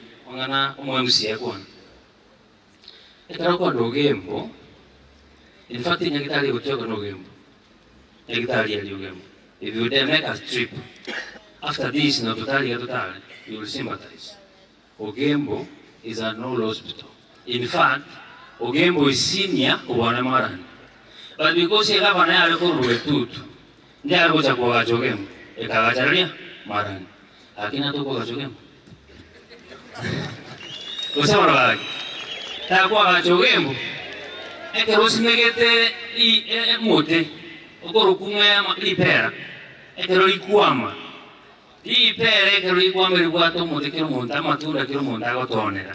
Lakini e dico sedia matunda mangi, ali e siro dati, yamete.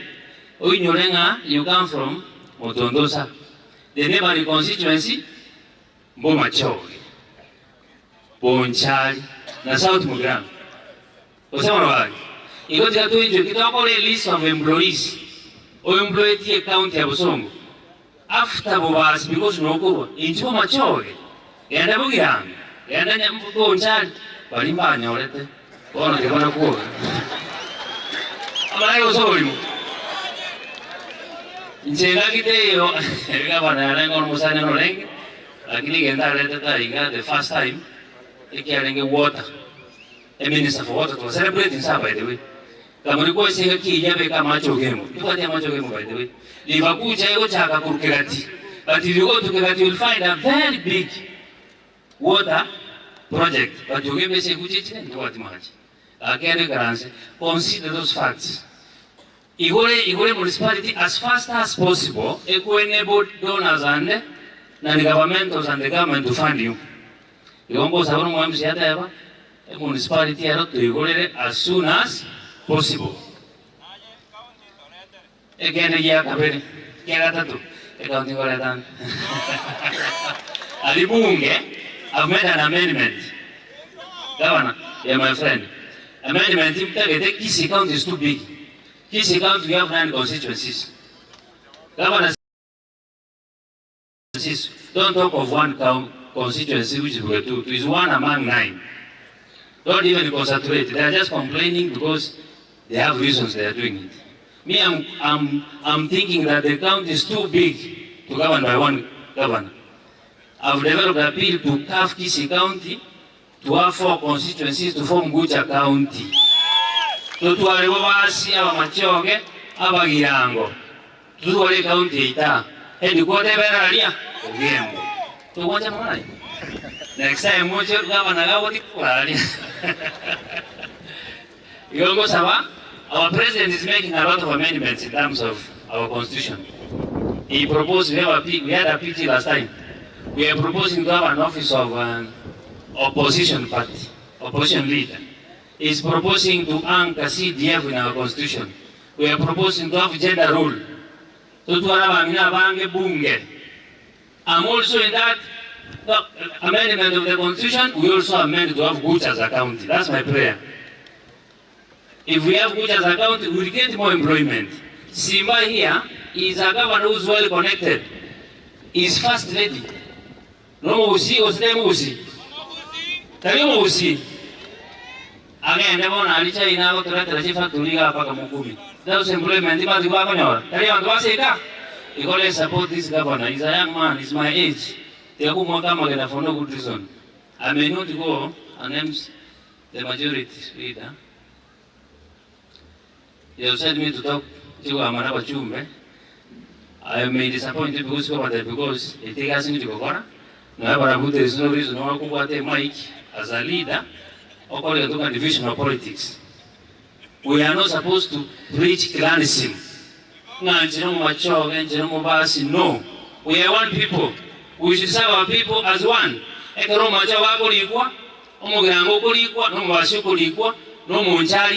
Equally. Amani wasobuli. Acha teyo simoko we mga manoli ka wasboka. Ngoko sabanga kolera machama antopons the 9 constituents equal. Never kwale chikora. And God will reward you and He will bless you for every good deed you do in this world. Kiliye kiyo kwa ngoko senia nesai. Lakini wanye mwanyamanda usenia ili kwanza mugorete chopa. Aku imoko ga taracha kuichi matuna ne chopa. Ali akora mamono. Ikunga kite umanyanda baraki. I appreciate. Tenda mema nenda zako. Mama is a senator at the moment. Mama Manabari Gumbuangale.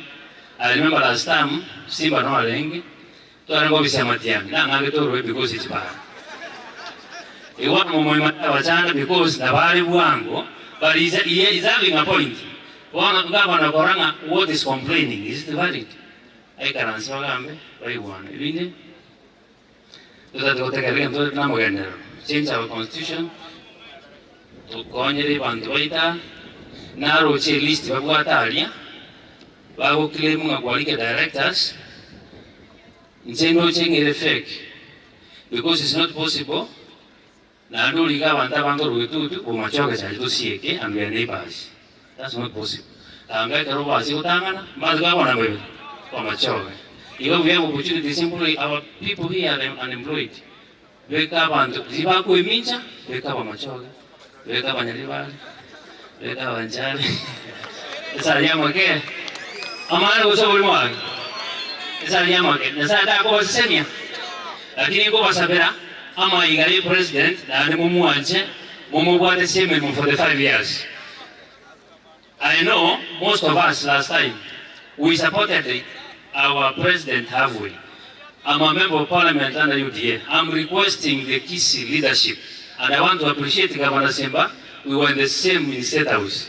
Now I'm asking you, make an appointment. It's a very free leader. Take your MCS. Take Kisii agenda of the president and he will implement. That's all about it. So I am again as I was saying. Now let me take this time to invite our women rep.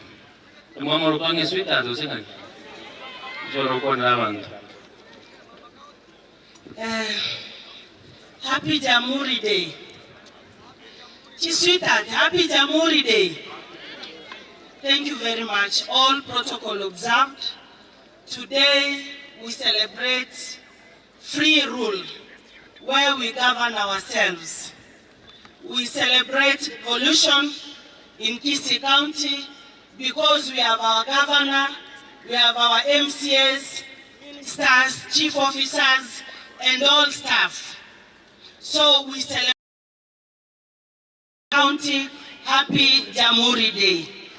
Nikikuja kwa mambo ya ofisi yangu, I want to promise nitafanya kazi kwa bidii wamama wapate maji. Hata wakati tulienda kwa president, I told him I have 3 agendas. Water for our women, number 2 agenda, water for our women, number 3 agenda. Donyani sa seriogi ya baraka. Iwongo wana chichiro cheno chibe chingi. Na ande tushikoboli abantu na molega iga. omongina nero kobina omongina nero manyete igoro yo mwana muna mama ntena bongo teba emetenye yatato to abeira ofisi binto binge mbiracha totwale subira uno mongino ko ganyo mutenyo mutangani wa ganyo yo kabere mpako yo tisa ngonya ko nyoro mwana mutenyo mutangani liyo ke toke no borwaire bwaba omwana oli orwororo igonche buna Mama County. What I can say, we be patient to support the leadership yo mo governor to Paul Simbarati na rio to konyora matunde segi yakoba okonyora we have not achieved, and who are smiling our adversaries. Tiene miche to bona na diwa ko lenya mekilo kwanza na robunere Jamuhuri de ngonya ya bale ngombe ba ta bamoroti rora simba no nyonga ba ko leki ba gonsanidi nto a room for people to lament. Instead the government batebe to arosiri chipara boda buna ne kwa ta ba ke sako ya bo ya chakire gokora ntebuna Mama County esako na registre mocha kere only that affirmative funds na CDF Uchiraru. But in Torah, we are moving on. So lastly, let me wish everyone that is here, Amaya, our Deputy Governor, we will support you. In leadership, you choose hope. You don't choose fear. You choose to walk tall, and you make your head high. You feel full of yourself. It's not bad. Why can't you feel empty of yourself? So that the person knows what he's doing. This one, we can play with him. But for governor, I know we are moving on the right track. Nothing has gone wrong. If I could say as Mama County, if there could be something wrong, I saw all the MCS, lead of majority, whatever, anything that concerns the county, never see TMCS. So in Kisii County, we need to pray for our governor. We need to pray for right decisions. Will come out of nothing. You must work hard. As much as we are working hard, government good roads. Us to better our children, governor to good ECD classes, a ministry good teachers. At long run, you will find that Kisii is rich in everything. That's what I can say. Omoiso. Abangina Kisii County. Ebeke Chiroro, affirmative action, Chita Modali Koirania. Ekeromo airu nechi aino. Ene opportunity ngiyako nyoro umakene ne gamba ina sere goriyechi basechio ne sako ya ne a Kisii County mam sako. Nataka kobeke ile ta sweetheart ekorona cheta se office of registrar nganyore getelio ndiri weta. But ile daliete timete krange the sweetheart, but I think maybe related. So they gave me a name of Kisii County Moms Sako. Whatever. Amen. Now, Madam May, you promised you will be a member of our Sako. So when we'll be rolling out the registration, I will come to your office to do so. So I want to thank everyone, and Governor, I want to repeat, we are supporting you. Nothing has gone wrong, and may God bless Kisii County. Asante. When we are almost at the age of our celebration, I want to call upon the Deputy Governor to give a speech as he welcomes our Governor to make the final remarks.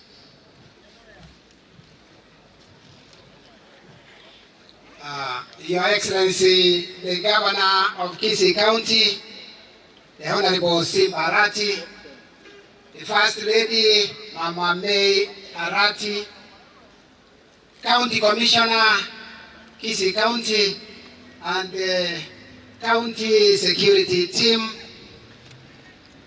Honorable members, Honorable Speaker of the Kisii County Assembly, members of siku hii tumekuja kusherekea hapa Gucha. Nataka nikwambie Your Excellency Governor, mbele ya kuondoka kazini katika serikali nikaingia siasa, nilifanya kazi hapa 12. Kwa hivyo siasa yangu ilianzia hapa. Kwa hivyo wangu wametaja viongozi ya kwamba hospitali ya Gucha, ni kweli mimi nimekuwa hapa na ielewa na ijua. Your Excellency, tuwe na special eye ya kuangalia mambo ya afya katika eneo hili la Gucha hapa Ugembo. Hospitali hiyo inahitaji kila kitu. Kwa hivyo uweke hiyo katika maanani serikali nini mwako. Your Excellency, pia maji tuko nayo mengi hapa, ila tuko nayo huko kidogo huko. Ukifika hapo Ugembo imeongezwa na river Bogonga, ikawa kubwa kushinda ile ambao imetumika Kegati kupiga maji. Katika serikalini ya Excellence ni kwamba uweke mipango ya kutega haya maji hapa, ili watu wetu katika Bobasi, Umachoge, Ugirango wapate maji ambayo ni maji ya kisasa, maji ambayo inafaa watu wa wakati huu. La mwisho, ya Excellence, hili jambo limetajwa mara kwa mara ya kwamba Ugembo iwe municipal. Najua unaelewa haya maneno, nami nitaongezea ya kwamba uangalieni Ugembo, ili Ugembo iwe municipal, iwe katika ajenda yako. Nikimalizia, Your Excellency, ndio nikualike. Unajua mtoto ambaye amezoea kunywa maziwa, ukijaribu kumpatia uji atamwaga, na atamwaga akilia anahitaji maziwa. Lakini wakati ng'ombe ya Kisii imekamuliwa, tumepatia kiongozi wa kwanza katika kaunti hii ambaye ni Gavana Ngwai, akakaa miaka 10, na watu wote katika kaunti hii walipiga kura kwa wingi katika kumchagua Ngwai ambaye ni mzaliwa wa Kitutu. Hakuna wakati alifanyiwa impeachment. Hakuna wakati kulikuwa na marumbano juu ya uongozi wa Ngwai. Lakini najua kwa sababu Mheshimiwa Onyonga alikuwa amezoea kutisha Ngwai mara kwa mara na anaitiwa maziwa, amefikiria na wewe pia atakutisha, umuite kwa maziwa ndiye aendelee kukunywa maziwa, watu wa Gucha wakiwa wanakunywa uji. Nataka nikuelekeze Your Excellency ya kwamba fanya kazi ukiwa na the same firmness. We are not going to bend and ask Onyonga to run government in Kisii County. Onyonga chose to be a senator. Na sasa anatuambia mwaka 2027 anakuja kuwa gavana. Nani atamchagua? Mimi nataka nikuhakikishie, nikiwa makamu wako katika kaunti hii, pia mimi ni mzaliwa wa Nyaribari. Kama tulikuwa na watu wanatafuta washinda Nyaribari, ukawa na kura nyingi kutoka Nyaribari kuwa kushinda wao. Sasa nikisimama hapo, unafikiria Onyonga atapata kura Nyaribari? Atoe wapi? Sasa anakuwa analia, anataka maziwa. Na Your Excellency, you have not given any one project in Gucha, start with Gucha. Akilia watu wamefutwa, wacha alete mmoja. Yule amefutwa katika uongozi wako. One. Onyonga, if you have one, bring him forward.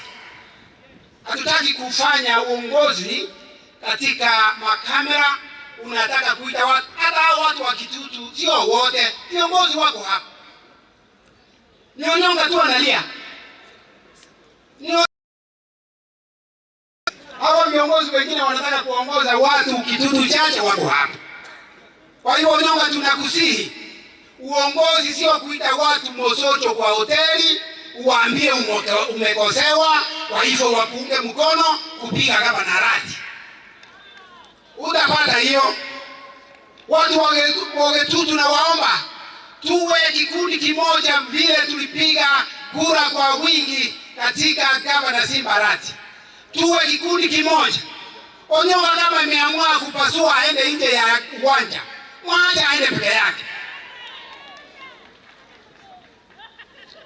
Kwa hivyo Onyonga, kama umesema umeaga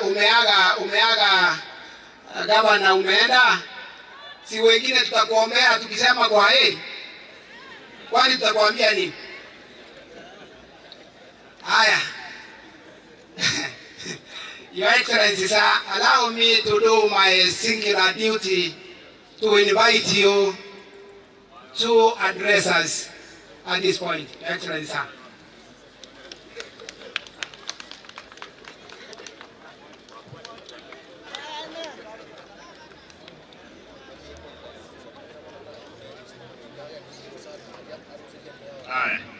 Tuketi tafadhali.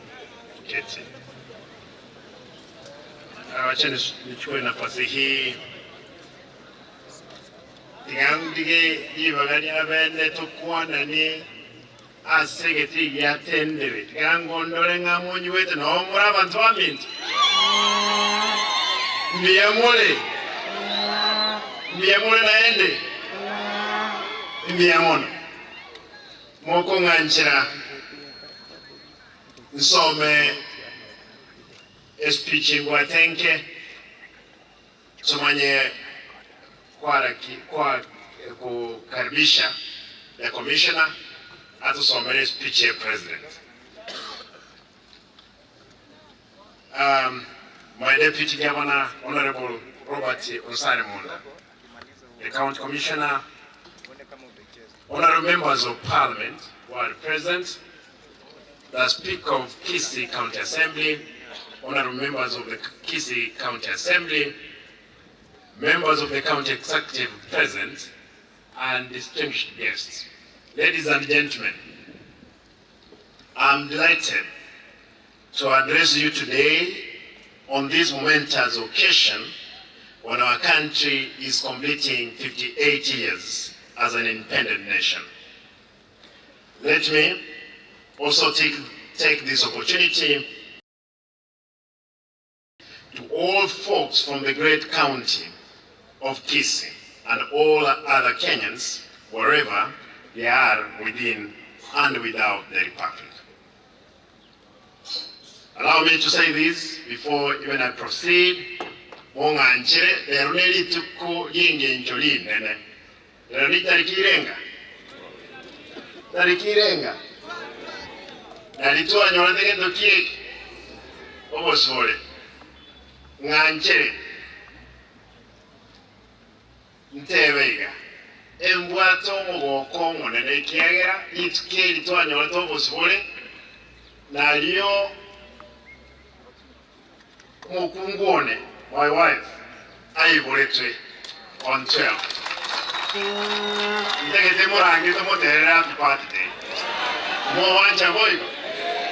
I know she not expect this. Come. Today is her party day.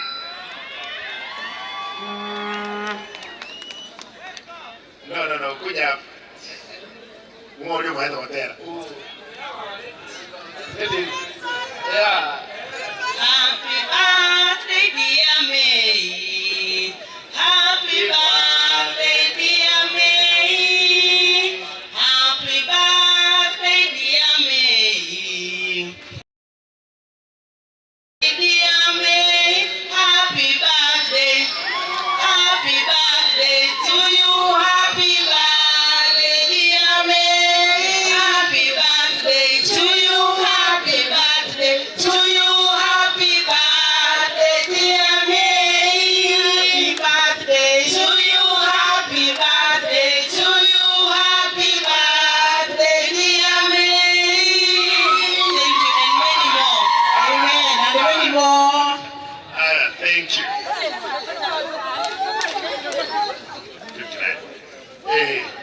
Yani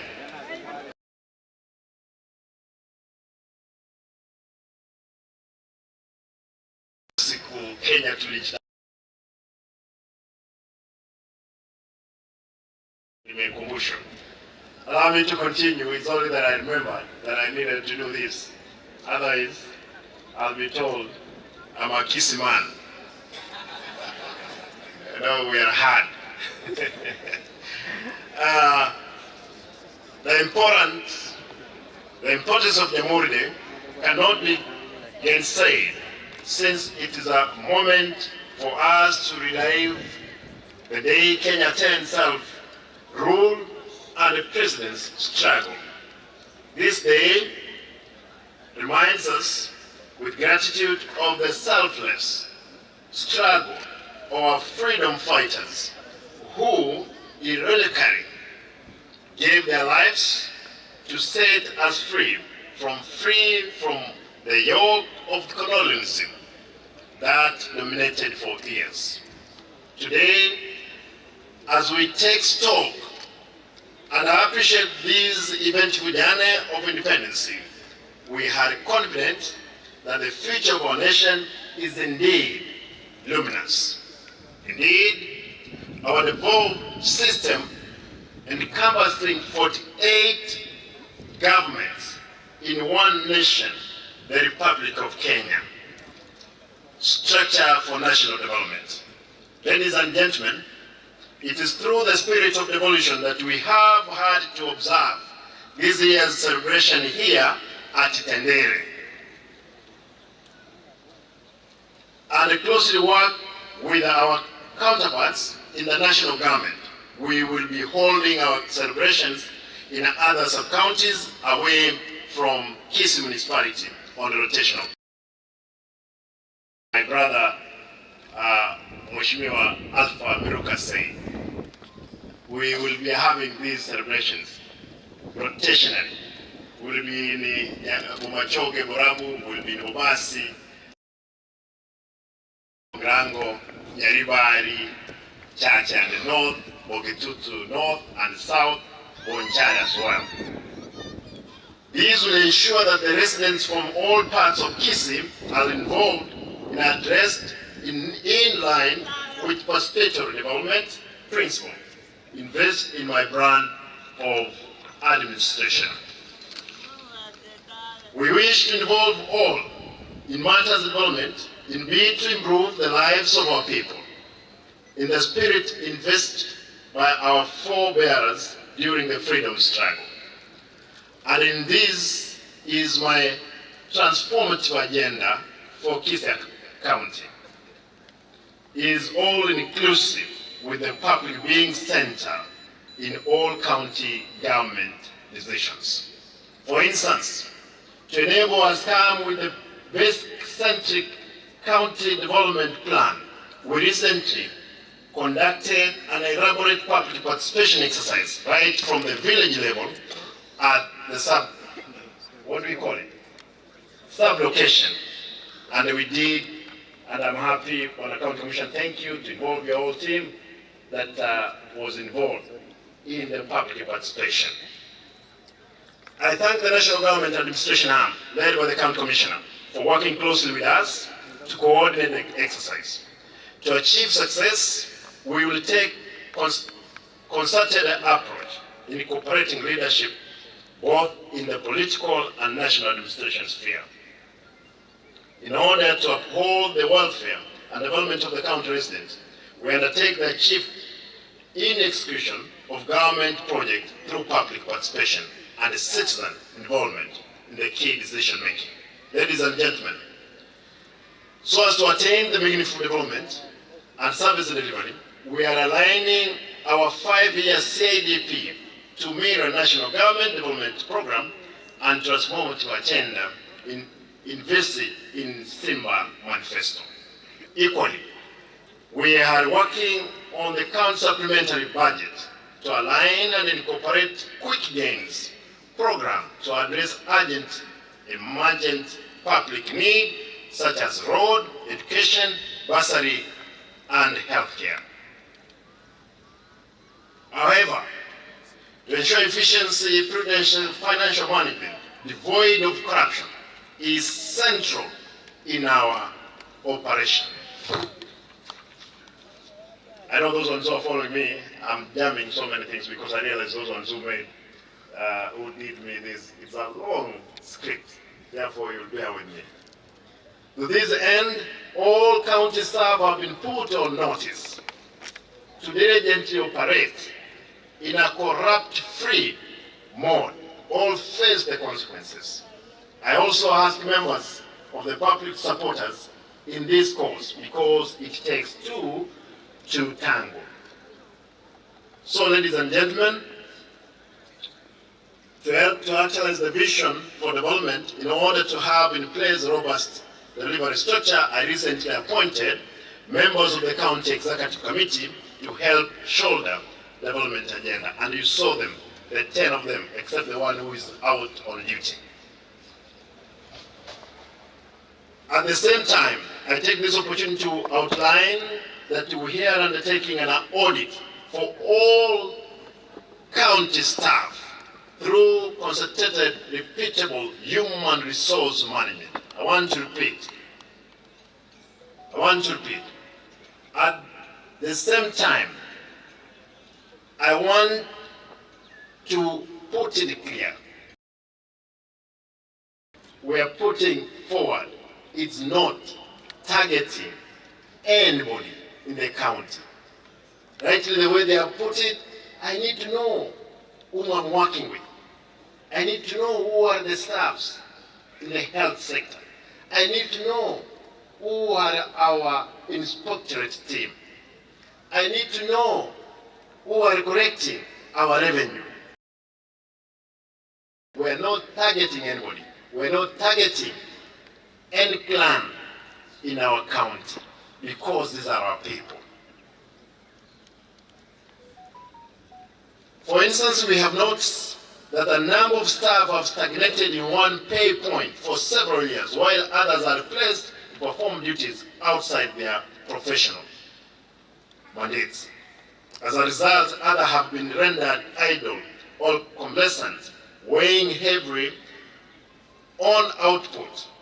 The audit will help us address the inequality and staff welfare, while giving us an opportunity to properly manage our wage bill.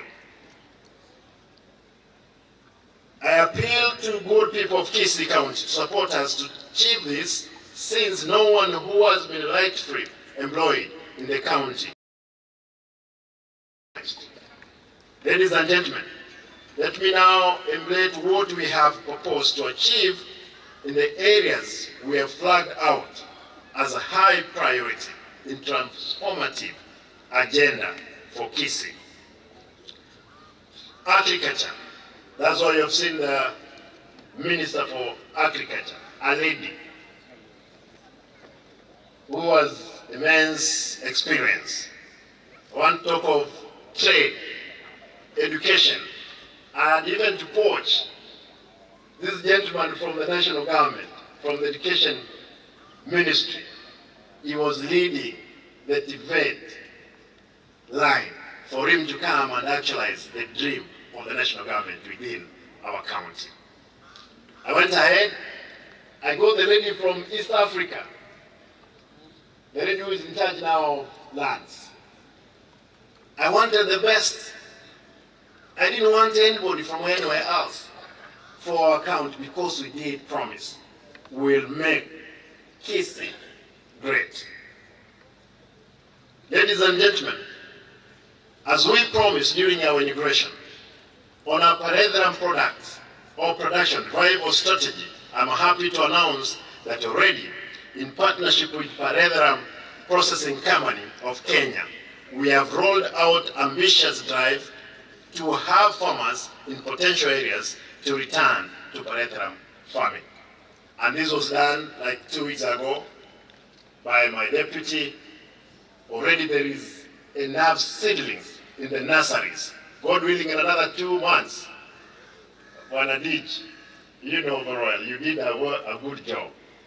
That in another few days, we will be distributing Paretheram seedlings along all those areas that are fertile for Bareta. Thank you. You did us great. This came, we have identified areas we use in the nurseries, which my deputy took up. Ladies and gentlemen, government is committed in operationalizing the banana processing factory at ATC, as well the avocado factory.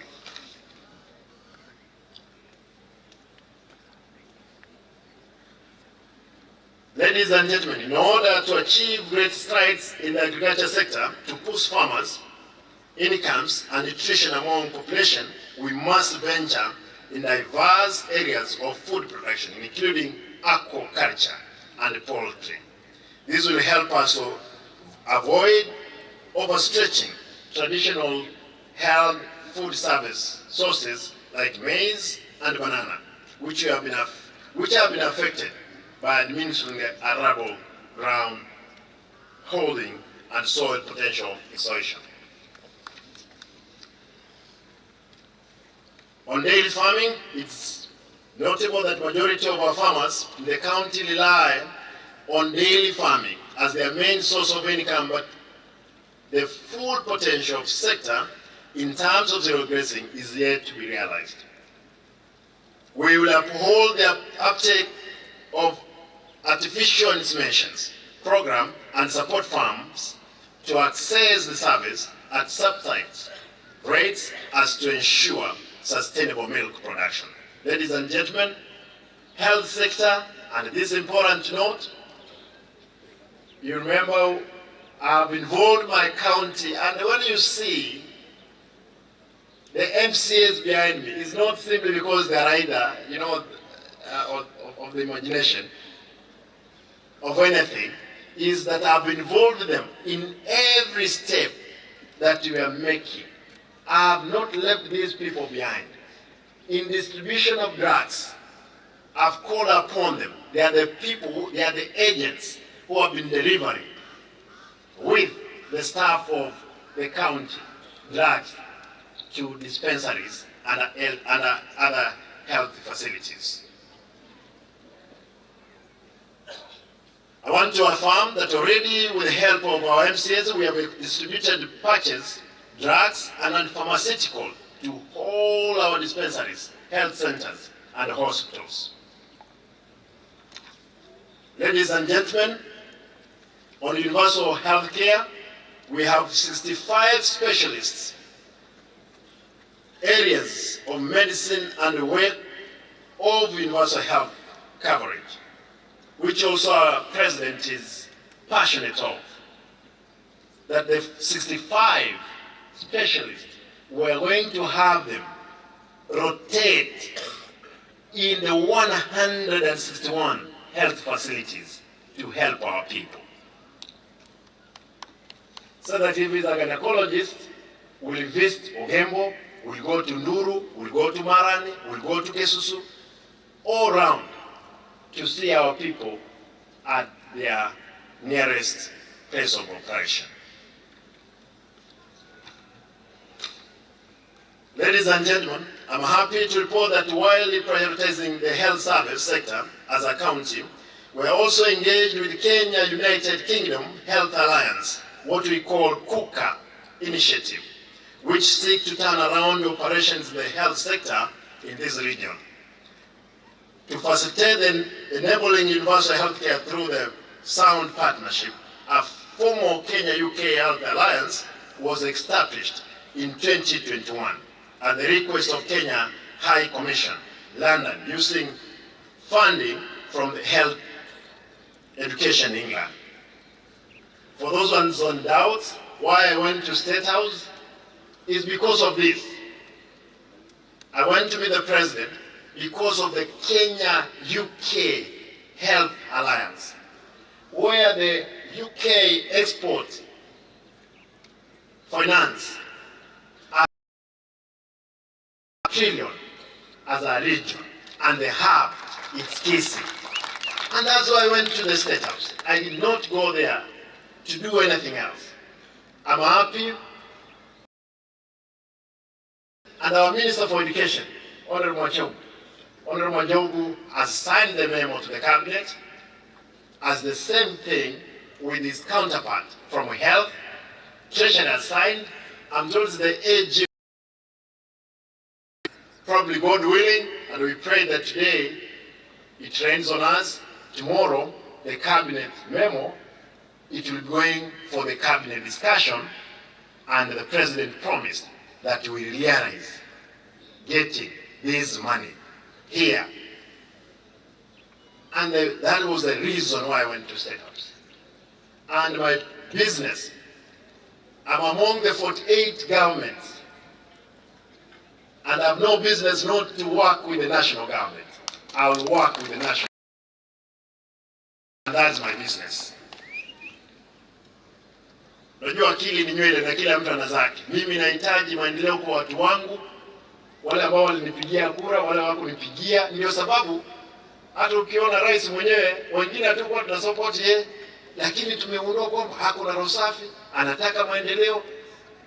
Nijivute kando kweli? Baada. Kwa hivyo tutashirikiana na Mheshimiwa Rais kuhakikisha kwamba hizi fedha ambazo ameahidi zitakuja itakuwa kwamba is legacy building. My brother Mheshimiwa Alpha, wewe ni mbunge na wakati tulikuwa katika State House, haya ndio yalitupeleka kule, na if we actualize on this, hata kama tusikue wabunge, tusikue magavana, watu wetu wapone, watu wetu wapate kazi. Ingine ni nini tutahitaji? Hiyo ndio tunataka. I told you this speech was too long, and I'm trying to. I've just spoke of this. Ladies and gentlemen, in the area of roads, public and works and transport, we will make sure and use of the available funds and partnership with agencies to deliver good roads. I know it was said here, we don't have roads. We're putting in place after the supplementary. After the supplementary, you will see some work, good work, started by the county. Allow me to say this, lastly.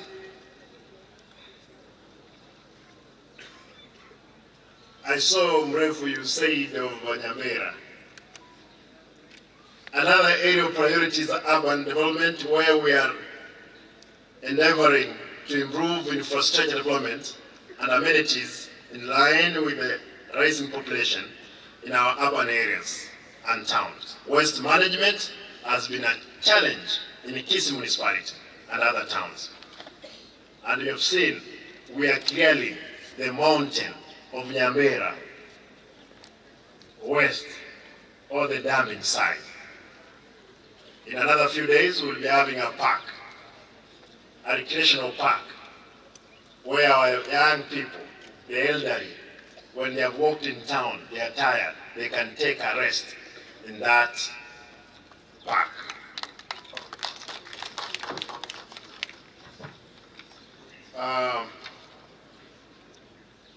Unikubalie kwa sababu siwezi soma hiki kitu yote. Unajua wamenipea kitabu mzima, I don't know. Unikubalie nirudi. Wacha niongee lugha ambayo abantu baitu bakwi. Mubwanja boy. Eke mombeke, wona bandi kirete kitabu ekenene. Barengere tena kitabu ngoje okora.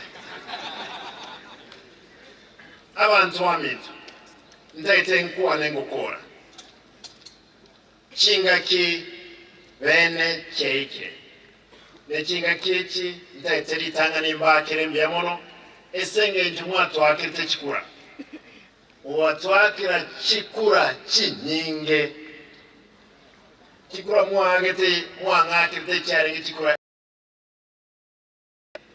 echirewo Mheshimiwa Machogu Olenko mbwatya ayabwate 1080. Oyo ubwate tu Mheshimiwa Machogu abwate chikura 1030. Iko abantu karibu 1400 20 mbagitekura ntagete tubakirembya muno nanje bene mbakirembya muno abantu baminto. Thank you. Nyasaye abaseni chira naliete lazima nchikirani na kwanza igoro ya avocado ngakwana igoro ya matoke ngakwana igoro ya amaua ngakwana igoro ya kawa echai emyaka 5 eri motu yaitu tokonyana n'abaheshimiwa mwang'eire gakyonya nturi kemya nabo towikanonye no 60 emyaka 4 tumagwe kemya chinyakitari chetu mwaigogemo erebo lakini ndati promising abantu aminto mwana rango genda state house kana genda state house tali pesa na chete kuli chiserikali 48 echi county echire 47 ya national government ekora no mheshimiwa Ruto ikaba ya 48 esensa yemo lazima tokole gasi ne serikali enene na liyo kiendekera atonye getotonyere gayo mnabona ekena yendoro chibesa enusu trillion echichire 500 billion Kenya shillings serikali ya UK usema Ingereza itakete kwenda na ocha Kisii Tendere na boye Tendere na university ya Kisii emanye ko iranke masinde muriru maseno na ijeton chibese china chete ko represent ninde na mo president nyanchirana nga chibesa chiri ekero ile ndwekuruku ememo ochese cabinet ya sainiwa ba discuss chibesa chichegaiga naende bogimambo ko bamuna bole lazima bo change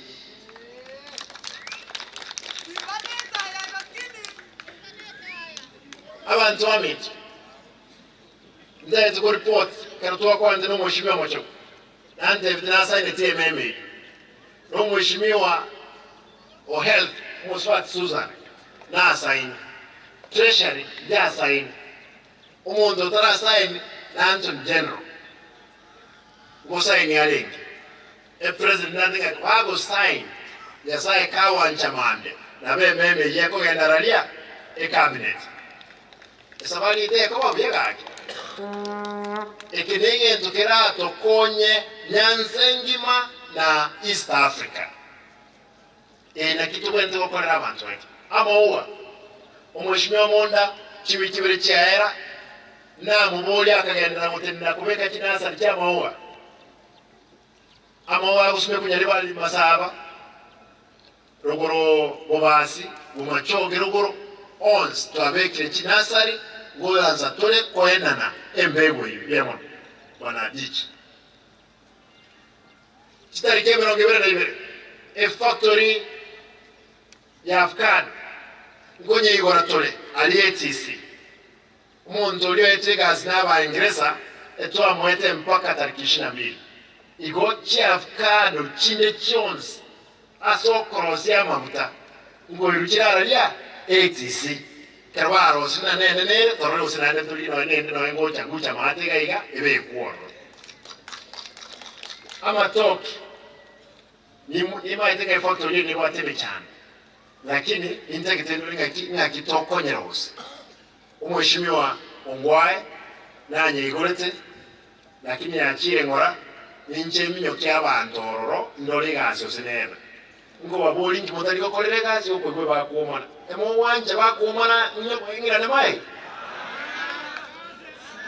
jambo lya bananchi motali tengira ne mai mo wanja tomiyo kani mpaka ibikoro tubiere tokolera abantu egasi abakoligas be county mwanje tuminyokani egasi ekolekana chipara ni maitene mechando nyasaye kawanja chiwiki nande ibere chiwiki ibere nyasaye kawanja kwena na tole egentu gekurukwa ebasari ye abaheshimiwa ba MCA ngati kwa bodi osobo wanje koino budget ngokolereki ngochere nyeti karamwa nyetiri abantu bayitoweka Januari tariki yara skole chikoro Januari 24 25 torrego sabana mbanyole ebasari bayochere school na wegete ese budget milioni 135 she basari at least kile ward enyole chi milioni 3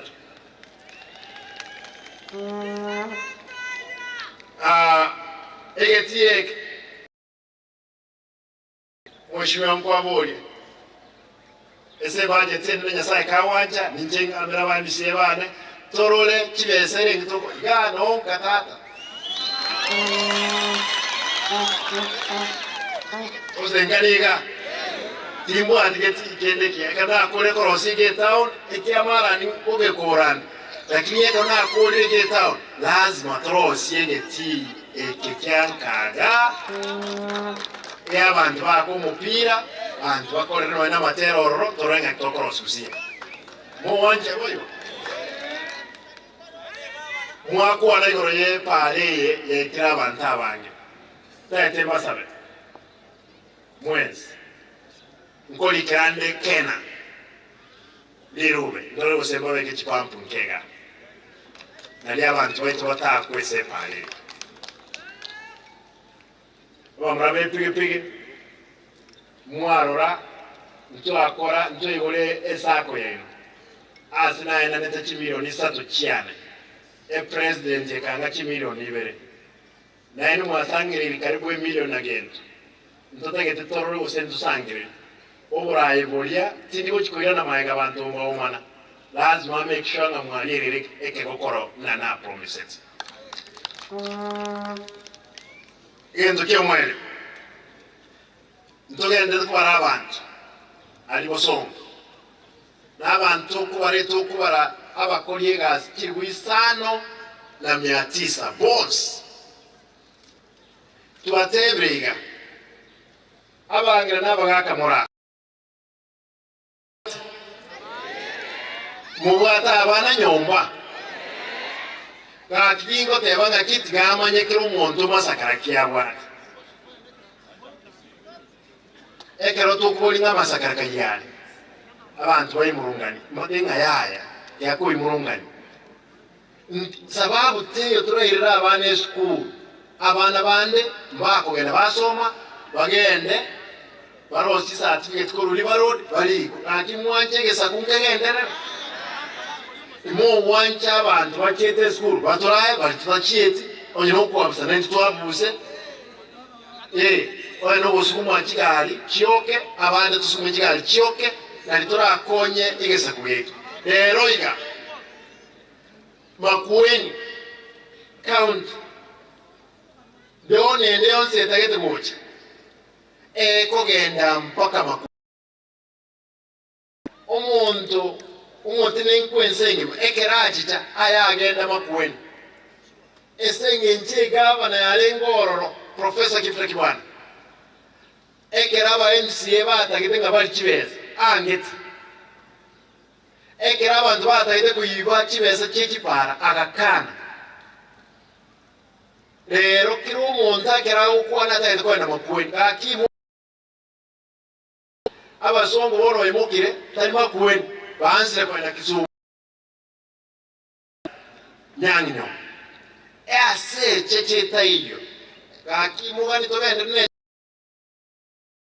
muwanja tokeyi obochoni boke gati yetu nobochi nobochara abantu babintu monkonyo robochi mbole mane yana ntebisimba yaya tiako ende ruti obochara monkonyo rambole meyane batebinga simba yaya tiga tokonya abantu wetu nje nimbwa to mushahara nkoli chibese chine cheno munga njire ngende kuli chibese chimno mushahara lakini bakolere gasi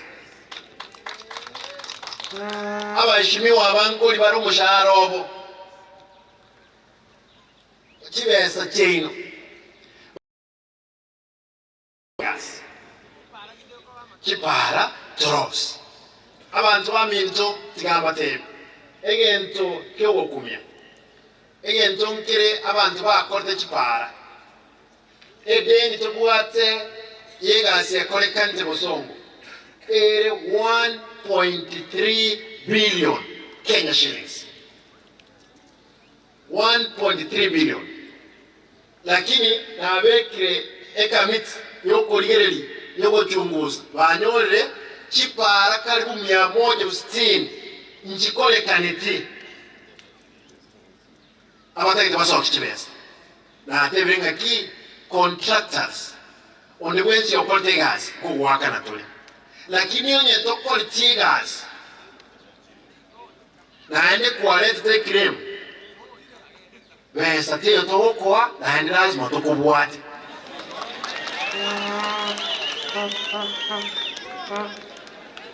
egento kire yokunga economic crime tiyo lazima tokonya abantu baitu banyora amali ogo kinyakitali omwelyo nabayigura abantu bamitu igure municipality yo amasakara 11 arosi egento gyoka getgerete cabinet isaranse yanchirane naki municipal ego chikoba ran ndaye to promise gaiga chitariki ibere chitariki ekegwe ekeya kyo mwaka o 2023 nkoina na municipality ogemo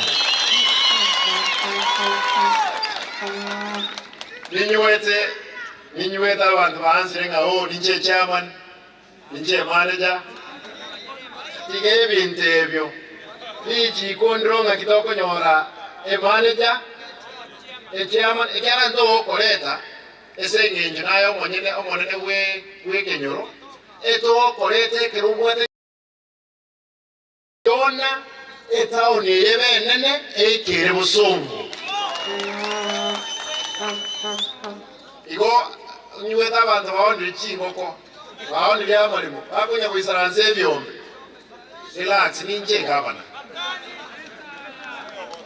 lazima tumuleke boronge igo nyiwete abantu babwate abagaka bali abangira bali relax onye naye call the best bet etawokoa as long as yanu mwachogega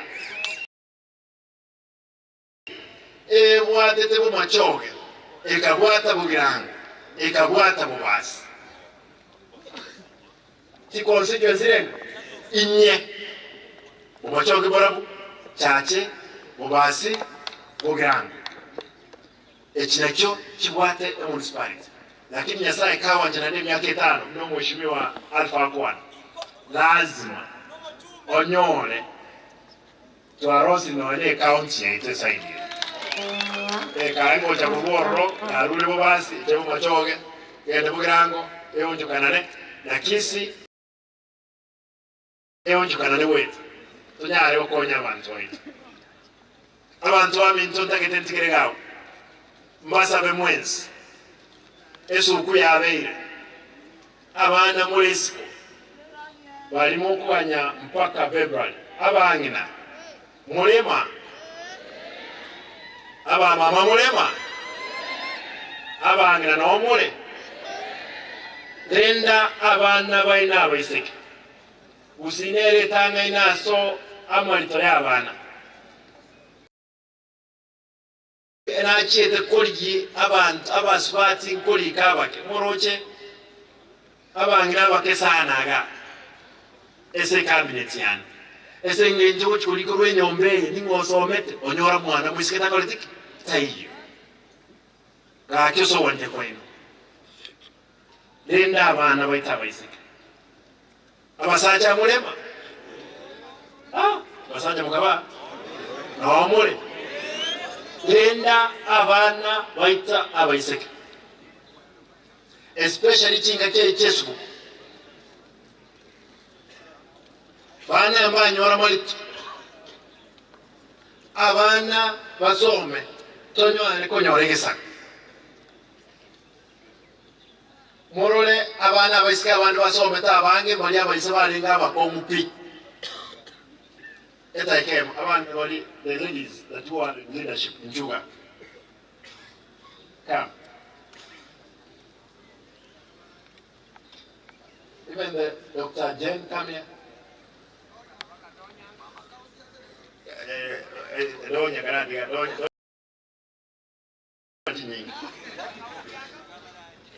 Juga. Abangi nabo. Aba. Oli ne lecturer. Osomyale kino wale se board ya assembly. Omongoyo ena murusi East Africa. Ase serikali ya Mwetegas. Omongoyo oyo no munyalibali, ono munyalibali, oyo no monchani. Mongoyo ne reverend. Osomete Mongoyo na bako kulikire composition ege German. Aba ege German ya ukuwa na akulika chi proposal akulika ka na ancha umwana olera chiko mnabangi nabaka. Nabagaka tokolika asiri na turakonya abantu. Thank you. I have so many ladies also around who are Balibale say county. Mokoli county. Tete mtikirigagu. Tete mabuli ya somo. Abantu baguchi. Mogaleti a municipality ogemu. Ya ngondro soko. Ya ono mheshimiwa Paradiso Ojandre. Akira ya alika ukuwa na rasma ndinga. Governor, in your municipality, my brother, I'm giving you the municipality on time. Mheshimiwa Miruka. Ta ukuwa na tanda inga eta. A municipality, Mheshimiwa. That has been the case. One of us. I want to promise that on third, I'll make sure we have handed over, and we'll make sure. Mwata bantu bandi balengetinga chiwesa chinate bete balengetinga kwakwe to kuiwa besa sa serikali yangu oboli mobe nanje mu manjira njibe. Others with those many remarks. Thank you, my brothers and sisters. Abantu aminto byamoni nyasaba siseni ekas twansire tokore inchi nyasato anjiri. Asa ya mwange, let me welcome the county commissioner to do as the speech of the president. Thank you and God bless you.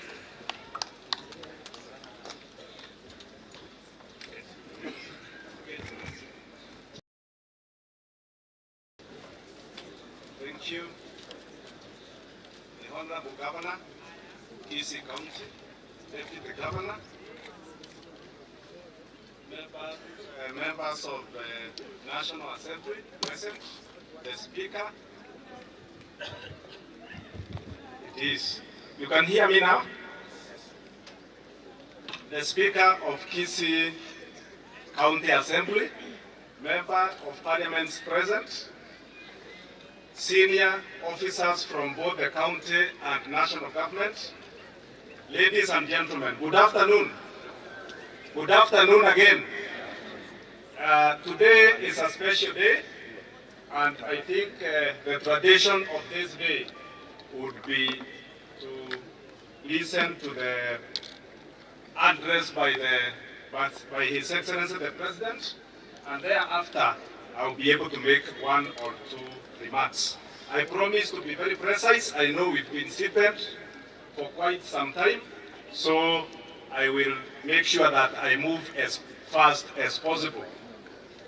National address by His Excellency Honorable William Ruto, PhD, CGH, President of the Republic of Kenya and Commander-in-Chief of the Defense Forces on the occasion of Jamuhuri Day celebrations held on 12th December 2022 at the Nyayo National Stadium, Nairobi. We come together on this 59th Jamuhuri Day to celebrate our freedom. It is the first National Day celebration dedicated to a theme that is relevant to our national aspirations. Our futuristic theme today revolves around technology and innovation. The promise of innovation is to enable us to connect, innovate, and inspire. As we enter the 6th decade of independence, we can proudly cite some achievements and impressive progress made through our consistent efforts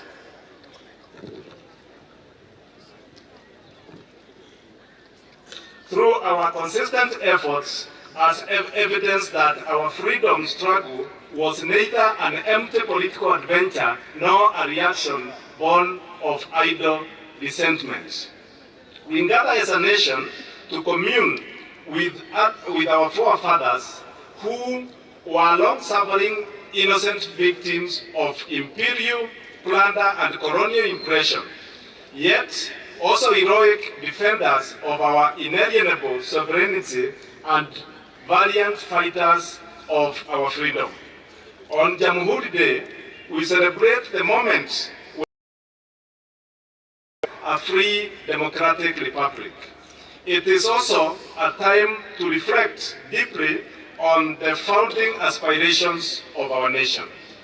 It is time to rededicate ourselves to the fundamental commitment binding 3 generations of our. We must interrogate with honesty and courage whether we have been true and worthy heirs of our forefathers' proud heritage. Second, we must have a candid discussion whether we have behaved well towards one another and the extent to which we have been mindful of justice, dignity, and freedom in our time. Third, we have to evaluate our desire, ability, and determination to be faithful trustees of future generations. By all human indicators, we have made admirable progress. 82% of our people know how to read and write. Any of them has fairly substantial levels of education with skills and professional qualifications to make Kenya truly self-reliant in every sector. Life expectancy has risen significantly, and we have eradicated polio and other diseases which in the old times decimated our people by their thousands. More children born in Kenya today live to see their 5th birthday than ever before, and the rate continues to increase at very encouraging figures. We have that 2,594 primary schools, 10,482 secondary schools, 12 national polytechnics, 259 technical and vocational education and training, and 87 universities. Our country is more secure with adequate numbers of personnel in our disciplined services. Traditionally, security threats are under control. Traditional security threats are under control, with the government making huge strides to eliminate banditry, cattle rustling, and urban crime. Our neighborhood may be peace and fraternity with all our neighbors and play our role as a member of the regional and international community.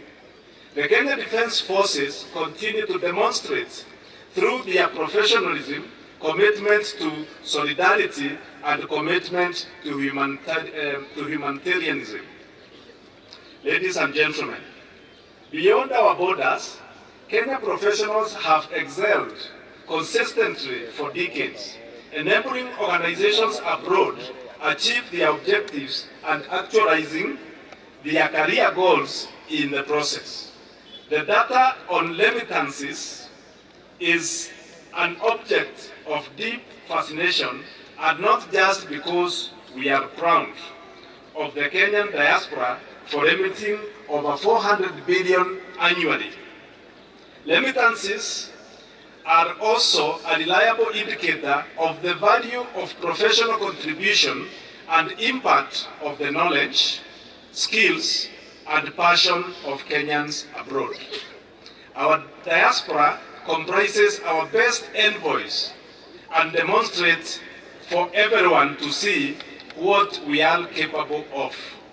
By extension, they show to the world how and why a country of meager natural resource endowment perches above its weight. My administration will work towards making our diaspora remittances reach 1 trillion shillings. The State Department of Diaspora Affairs has this target to achieve. We are in a situation of uncertainty with many people and interconnected threats arrayed against our shared aspirations. In the midst of this daunting urgency, complexity and threat, we remain ever mindful of our mandate as the steward of the well-being of our present generation. And the trust. We have a duty to forge the way forward with courage, diligence, unity, and imagination. As I started in the beginning, the challenges that leaders of our republic confronted on the first Jamuhuri Day were as urgent, as daunting for their time as the ones we now face.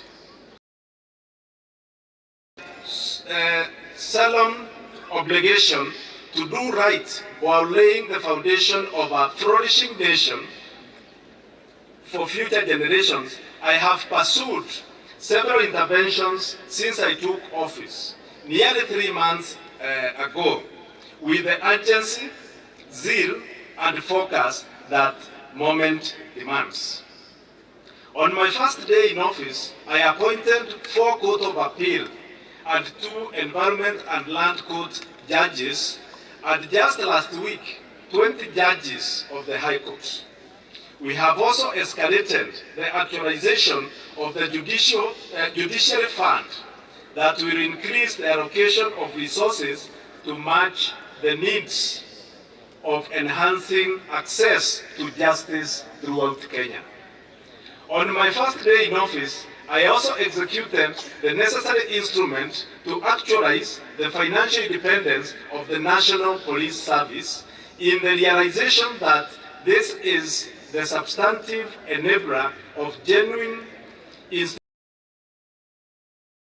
The operational independence of the police is necessary for its efficiency, professionalism, and accountability. Since then, we have engaged to successfully reorient policing operations from a heavy and illegitimate reliance on illegal and extrajudicial interventions, which frequently entail such intolerable violations as abductions, torture, disappearance, and murder. There is now consensus that a new policing paradigm is at hand, and it is possible to achieve a high level of security for our citizens and also observe their rights and freedoms to the greatest extent. I therefore commend the entire National Police Service, from the constable on the beat to the Inspector General, for the enthusiasm the changes and enhanced our general security through increased vigilance and improved relationships with citizens and their communities. Before the end of the year, I will be appointing a task force to review the terms of the police service. Ladies and gentlemen, a dramatic revolution is quietly underway, which is transforming the who as well as how of participating in enterprise for rapid socio-economic growth. The bottom-up framework proposes to include everyone from the smallest possible business unit run by individuals of modest means to our celebrated captains of industry. I engaged 3 fintech institutions on the way forward in making mobile loans more affordable. As a result, there was a drastic reduction in the interest charges on the Fuliza services, signaling a new era of affordable credit for borrowers. I also engaged to liberate more than 400 million borrowers from the prejudice arising from being blacklisted under the Credit Reference Bureau framework, which arbitrarily paralyzes their business prospects. We have secured an agreement with the lenders to abandon this punitive approach and to shift to a credit scoring system which incorporates incentives for both lenders and borrowers. Perhaps more profound was the launch on November 30th of the Hustler Fund, an innovative revolving fund combining credit and savings to support and empower many Kenyans access affordable credit. The fund is available on digital platforms and accessible to individuals on their own. As of this morning, the 13th day since the launch, the fund had disbursed Kenya shillings 7.5 billion. At the same time, 15.4 million Kenyans had registered for the fund. Before the expiry of the 14-day repayment period, Kenya shillings 1.1 billion has since been repaid, and nearly Kenya shillings 400 million mobilized in savings. It is clear under this program that Kenyans have found a platform to save. Clearly, Kenyans know the value of borrowing and paying contrary to the rhetoric of skeptics. By all accounts, this is revolutionary. Ladies and gentlemen, the rains are finally here. Our farmers are now ready to give Kenya a bumper harvest, improve food supply, and drive down the price of food. The price of food supply and drive down the price of food, the single biggest driver of the cost of living. They will achieve these goals using affordable fertilizer and certified seeds. The government, working with the private sector, to import 300,000 metric tons, which is equal to 6 million bags of fertilizer. A consignment of 2 million bags has already landed at the port of Mombasa, and the remaining 4 million will arrive in the first week of January, in time for the long rains. Government will continue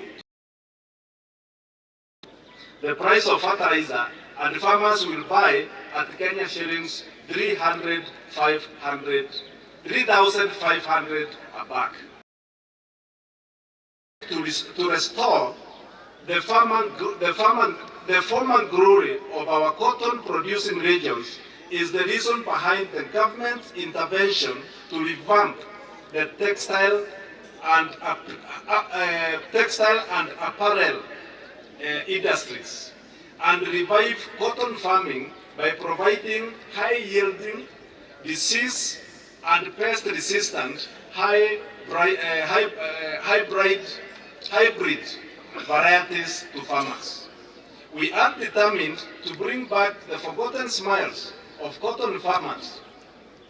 This will inject billions of shillings to arouse the sleeping giant of Kenya's industrial and agricultural competitiveness. The time has also come for us to liberate our agricultural production from dependence on rainfall pattern and vulnerability to drought and the effect of climate change. We must produce food throughout the year.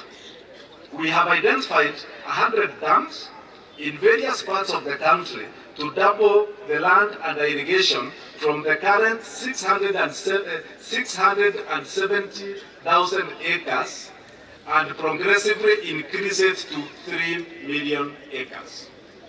Ladies and gentlemen, our interventions in the uplift the well-being of all Kenyans by transforming production is underpinned by a sound and innovative policy framework, efficient infrastructure, and climate change mitigation mechanisms.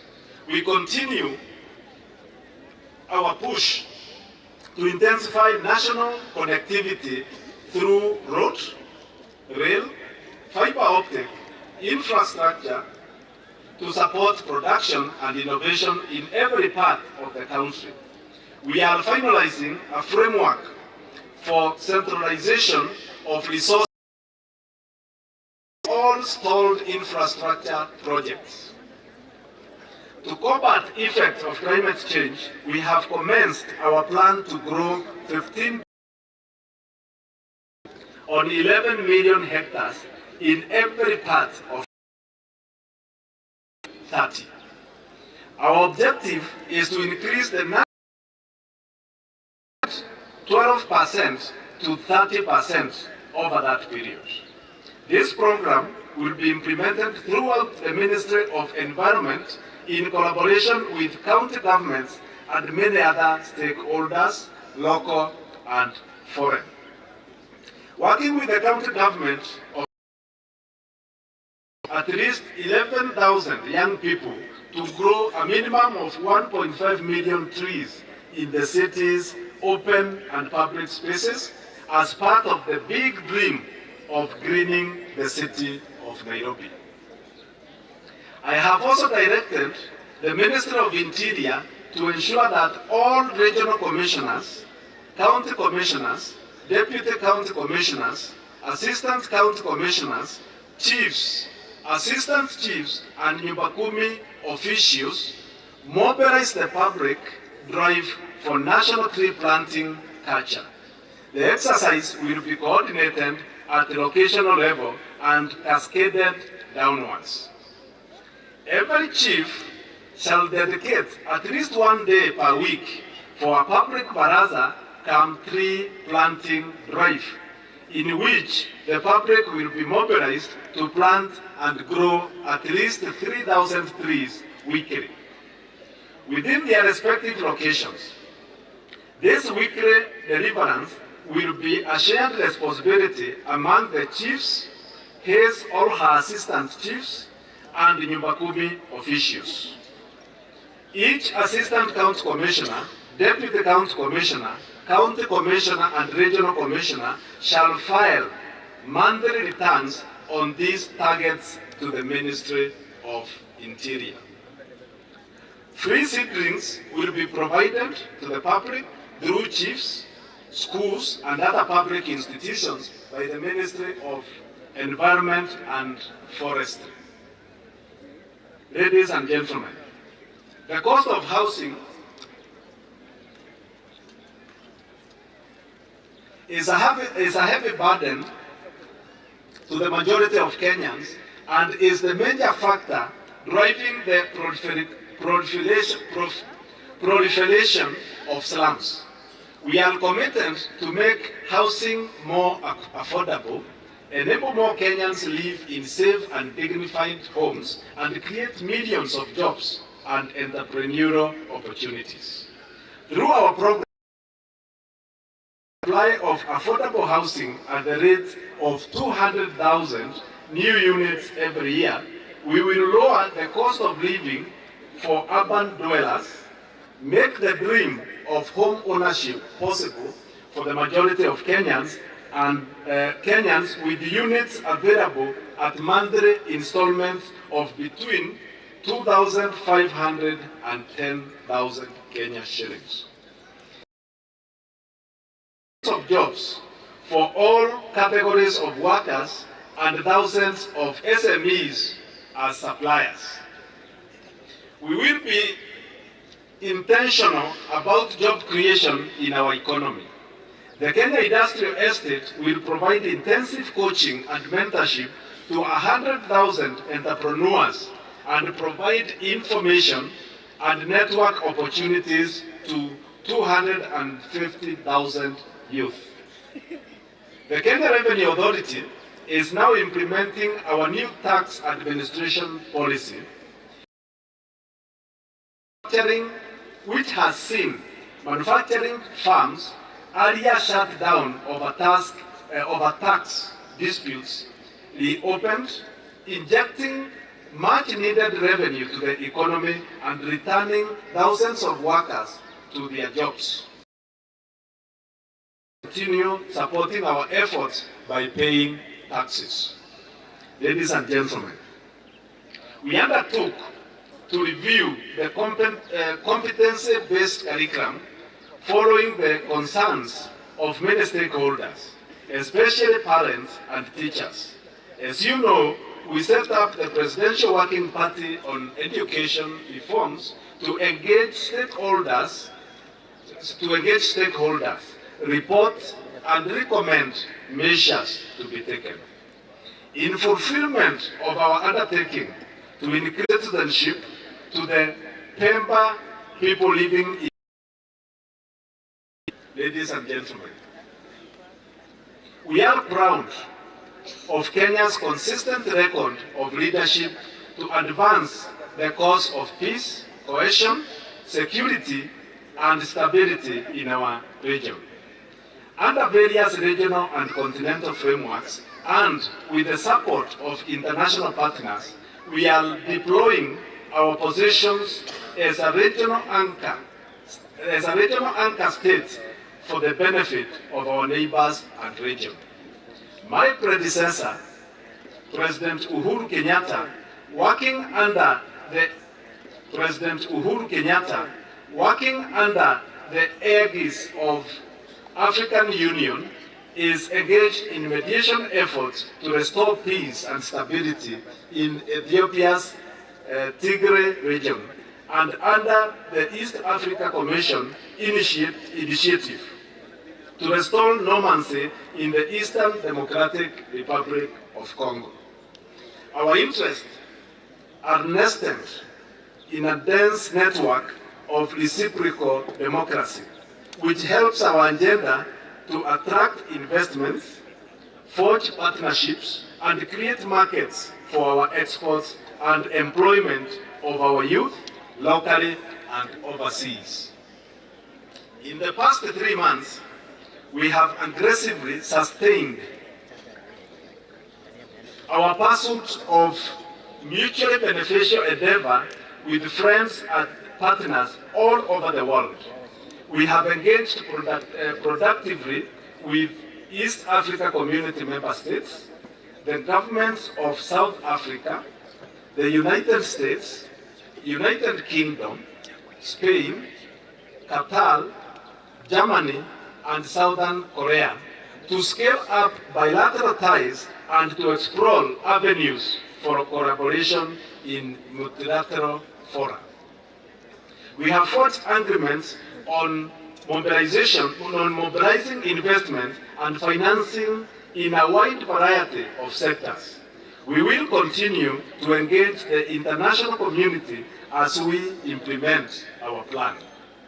Ladies and gentlemen, it is time to innovate our way into the future.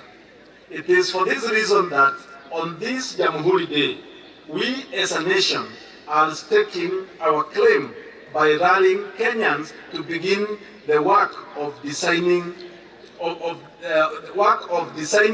a world much richer, safer, freer than we have known. Innovation is frequently associated with technology, and we must avoid the pitfalls of viewing technology and innovation as preoccupations with things at the expense of people. The most consequential breakthrough in technological innovations have greatly enhanced human well-being. The platform, which supports all transactions on the Hustler Fund, are developed locally and has opened up access to affordable credit, liberated millions of hustlers from the vicious grip of Shylock and other predatory lenders, and enabled Kenyans of all walks of life to mobilize savings. This revolutionary technology is a continuation of Kenya's illustrious tradition in pioneering innovation in the financial technology sector. Among the Innovation Week's campaigns are the winners of the 2022 HALT Prize, Eco Banner, from St. Paul's University, who employed the concept of green and circular economy to produce biodegradable sanitary pads from banana fiber. I have asked the Ministry of Education to work with the young innovators to the delivery of our pledge to provide sanitary pads for schools. The Kenya Innovation Week attracted large global technology firms whose senior leaders made their way to Kenya to witness firsthand the magnitude of the innovative potential of the Silicon Savannah. We have agreed on partnerships to support local organizations in providing opportunities for young Kenyans to acquire training and skills on the various aspects of digital productivity. We are also exploring ways of making the benefit of monetization of online activity available to Kenyans, to Kenyan content creators on more platforms. I have spoken directly to Meta, the parent company of Facebook, WhatsApp, and Instagram, to monetize content of our digital entrepreneurs that will exponentially multiply incomes and create employment opportunities for others. I am impressed and encouraged by the power of monetization and remote jobs. This is the way of the future. If I was not a state officer, I wonder what the content on my small Facebook page with 2.3 million followers would earn me daily. As we have all witnessed today from performances that has given us thrilling entertainment, our creative sector is ready with thousands of highly talented and promising youth waiting to seize opportunities to stream high-quality content for monetization. Ladies and gentlemen, My administration recognizes sports and the arts as a mega industry that can employ millions of our youth and help grow our economy. This is why we have moved with speed to get our football back, to protect Kenya's proud athletics pedigree from doping, and to streamline collection and distribution of royalties to our artists. Through the revolutionary Talanta Hela plan, we will rebuild and monetize our sports and creative arts. As part of this plan, I have accepted to champion a grassroots football development program that will see national government work with county governments to invest heavily in youth football. Arrangements are at an advanced stage to launch a bottom-up football tournament to be contested by under 19 teams from all 47 counties. We will work with our governors for each county to build a team right from the ward level. This is the first step in our Football Vision 2030, where we target to see Harambee Stars play at the 2030 World Cup and Kenya host the 2027 Africa Cup of Nations. Together, let us build Kenyan football bottom up, from the grassroots of our village to the grand stage of the World Cup. We are ready to take our places as the digital workforce of the world.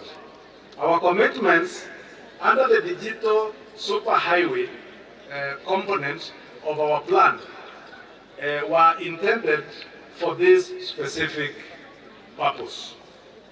To underscore our intent, we are today unveiling several cohorts of graduates whose training was supported under arrangements between the government and the private sector.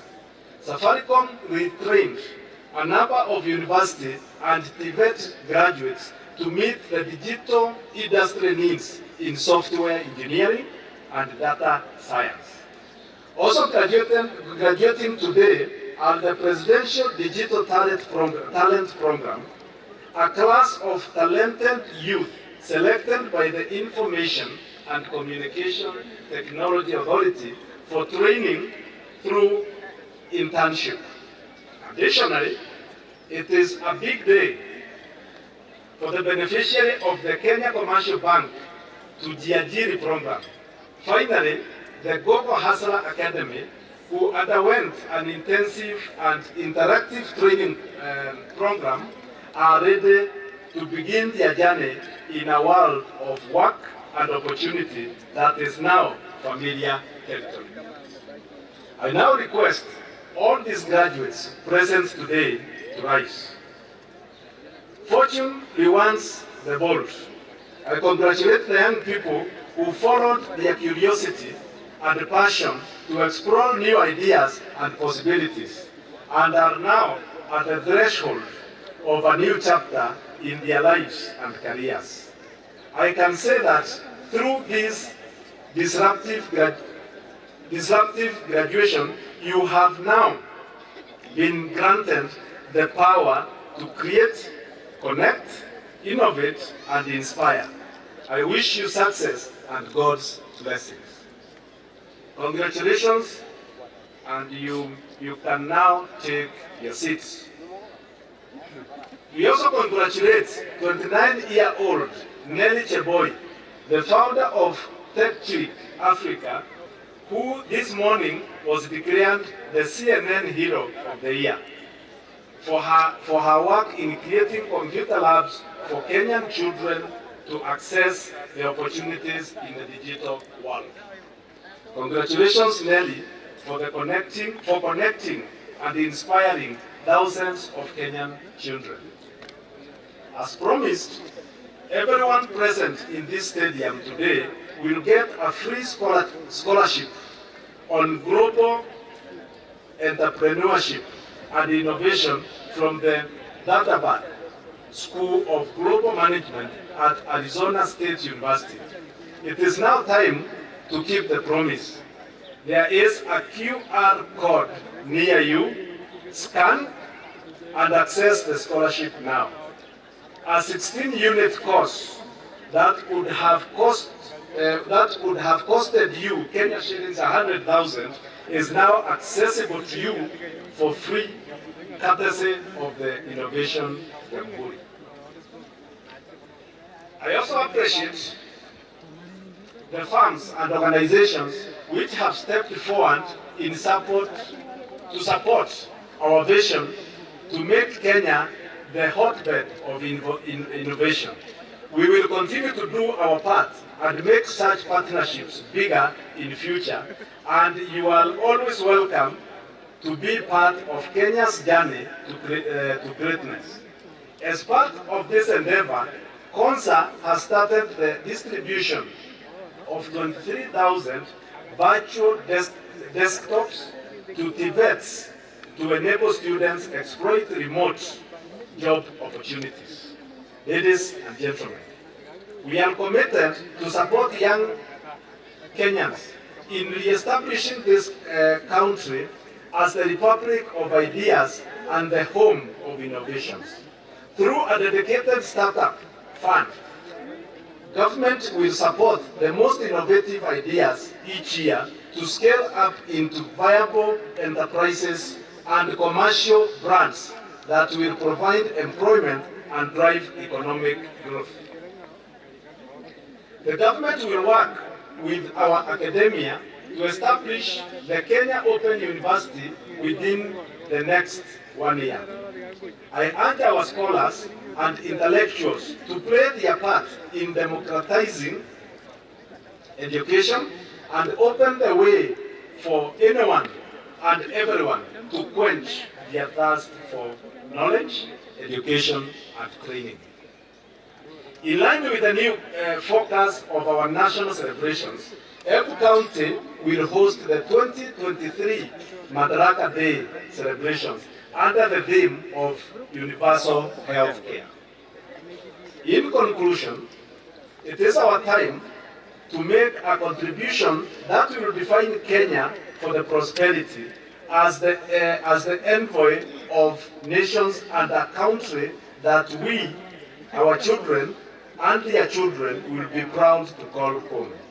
We also have a task of preparing the nation for its future by equipping and empowering our youth to take charge as leaders in a brave new world through innovation.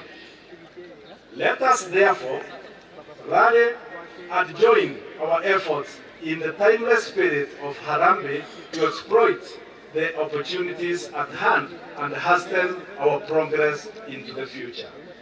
Thank you and God bless you.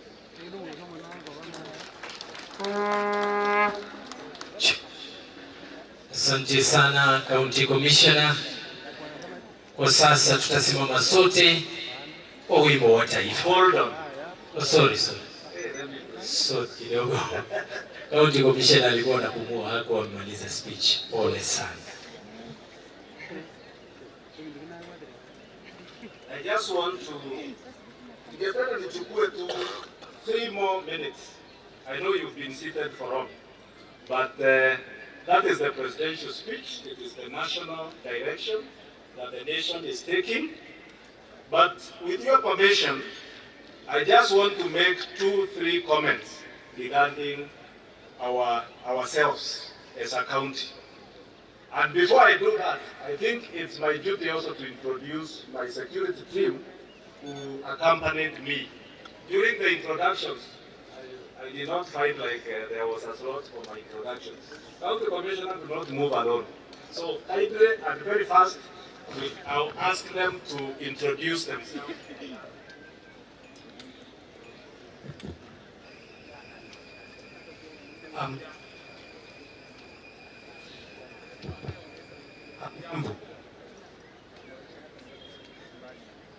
Hello, Jambo. Okay, Lonzo Peter Mulei, Office of the County Commissioner. Thank you. Hamjambo, majina mimi naitwa Oliver Kapando, mimi ni kamanda wa magereza Kisii County. Habari zenu. Kwa majina naitwa Lina Kabaila, ndio County DCI in charge. Hamjambo wote.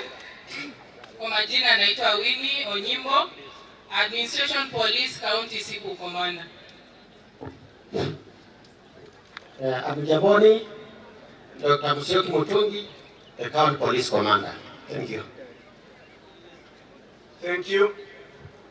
That is the team that accompanied me. This is my county security team. As I had promised, nataka tu niseme mawili matatu kuhusiana na mambo yetu. Ya kwanza, ningependa niseme ya kwamba kama team ya National Celebrations ya County, tumefurahi sana kwa watu wa Machoge chache kutuhost na kutuentertain na kuwa na sisi. Thank you very much. On behalf of the organizing committee, ningependa nichukue nafasi hii niwaambie asanteni sana, and we have felt part and parcel of you here. Ya pili ambayo ningependa kusema ni kwamba muda wa siasa naona uliisha na uchaguzi. Kwa hivyo mwito yangu kwa viongozi wote ambaye walichaguliwa, kwanza ningependa niseme pongezi kwamba uliweza kuchaguliwa katika kiti kile ambacho ulichaguliwa. Congratulations. Secondly, I would also want to urge you on the same breath kwamba sasa ni wakati wa kupeana maendeleo kwa wananchi. Tafadhali wacha to reduce the political temperature. Si kweli? We have spent a lot of energy in the last 1 year that gearing up to the general elections. Si kweli? Ambapo tulifika mahali tukawa kama tumesimamisha kila kitu, tunafikiria mambo ya siasa. Na hiyo ikafika, tukafanya uchaguzi mzuri sana ambaye haikuwa na matatizo yoyote, na tukaweka viongozi kwa viti. Tafadhali sasa, let us rally our people to delivering what we promise we deliver them. We have a very heavy responsibility. Wherever you are, whether it's the governor, whether it's the MCA, whether it's the commissioner, whether it's the whoever you are in this government, you have a big responsibility of taking Kisii to the next level. So let us have deliberation on how we can deliver on our promises to the people of Kisii, other than some things that are not helping the county. Hiyo ningependa niwaombe kwa unyenyekevu sana. Secondly, ningependa niseme mambo ya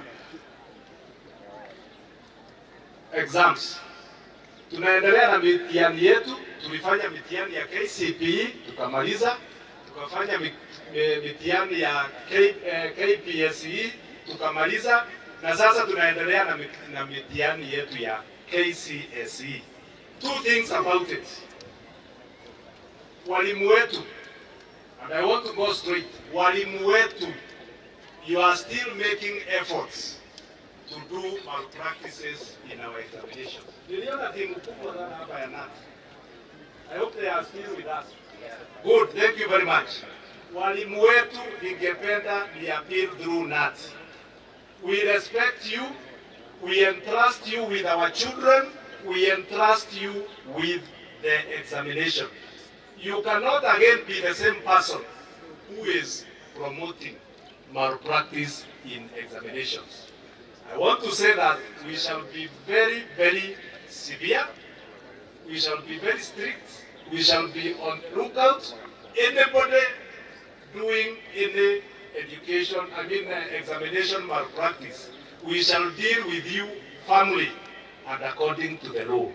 And I will appeal to our security agencies now to be more vigilant on that. I think we should now, it is criminal, isn't it? Is it not criminalized? Yes, there's nothing civil, so you'll not be dealt with in a civil manner. you will be dealt with as a criminal if you know what that means. So from today, that is the gear that we are engaging. We must have examinations that are free, fair, free from any malpractices. Na wale ambaye wali attempt, ambaye tuko na wao, I want to assure you that we shall follow the full navigation of the law to make sure that you get what you deserve legally. Kitu kingine ambacho ningependa kusema ni kwamba we have had, still related to the examinations, during our examinations so far, we have 10 students ambaye they have given birth in the process of, or rather during examinations so far. The other thing I want to say is that let us leave our girls to learn during their learning age. Why are we having girls who are giving birth instead of doing the examination? How fair are you? Who is impregnating these girls? Yeah? Is it the teacher? Is it the citizen? Ama anakujana naye kwa Roho Mtakatifu. This is a challenge to the entire society. Let us not even point fingers at who. It is haina heshima hata kidogo. Kama mtoto ambaye anatakikana akalie mtihani anakuwa mzazi badala ya kuendelea na masomo yake. I want to pose this challenge to all our leadership. This is a subject that we must address because we are the same society that is doing this vice to our children. How do we take Kisii to the next level if our children are giving birth at Kisii? We even had people, we had pupils, not students, pupils giving birth during Kisii exams. Those are truly our children. And I think it's a challenge to every leader here to address that matter. The other issue I want them to give is adolescents' pregnancies. We have had a history. In 2019, we had a total of 723 teenage pregnancies. And remember, these teenage pregnancies are the same people who are in primary and secondary school. Okay? So we had 2019 we had 723. In 2020 we had 747. Last year, 2021, we had 985. I hope you are noting the increase. In 2022, thanks to the various interventions, it has dropped to 346. What is my message? My message is that we need to do some deliberate efforts to reduce these adolescent pregnancies. And I want to associate this drop by intervention of the national administration through the Baraza la Wanaume. Remember the Baraza la Wanaume started because we said we need to involve men in discussion of these vices that they also participate on. So I want to urge all administrators within the county continue engaging the Baraza la Wanaume more, and in this Baraza la Wanaume, let us talk freely about what it is that we are pulling behind the society. Finally, is about security. We are moving to the festive season. Hata leo ni sikukuu na tutaendelea. I want to say two things. One, our security agencies will not enjoy Christmas. We shall be out here ensuring that we provide security to each and every citizen of this county. Secondly, I want to condemn a culture There is a culture here that after every meeting, I hope this one will not happen today, people fight and maim others. Watu wakimaliza mkutano, labda hawajafurahi, wanaenda wanapigana wakielekea.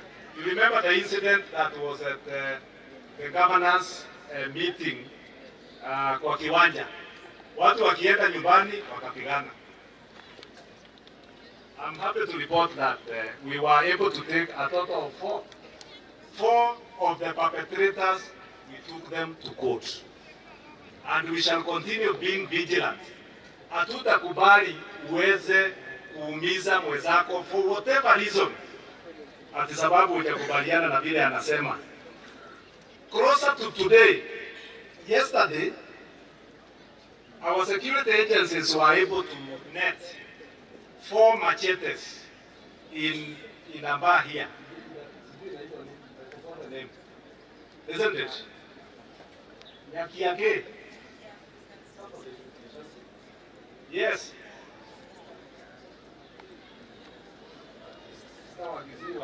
Sasa ni mimi wanadanganya. Nyakwerigeria. 4 newly sharpened, 4 newly bought and sharpened machetes. Why? What was the use of these machetes? Was to maim somebody akitoka kwa hii baraza. Si ndio? Ilikuwa ya ku, and anyway, I want to threaten you. You try it. We shall make sure we escort everybody nyumbani. Na kama you are doubting what I'm saying, just try to draw your machete. You will be met with equal force because you want to kill somebody. Isn't it? We must get out of this nonsense. People normally sit down and discuss on round table discussions, isn't it? Where they differ. But you don't use force. You don't maim anybody. I think it is time that we've resolved such force will be met with equal force. Shauri yako. And it is actually a shame, isn't it? I want to believe that our security agents will also process that case to its logical conclusion. Finally, allow me to wish you a Merry Christmas and a Happy New Year. Thank you very much. Asante sana, tusimame sote kwa wimbo wa taifa tukiongozwa na Kisii University Band.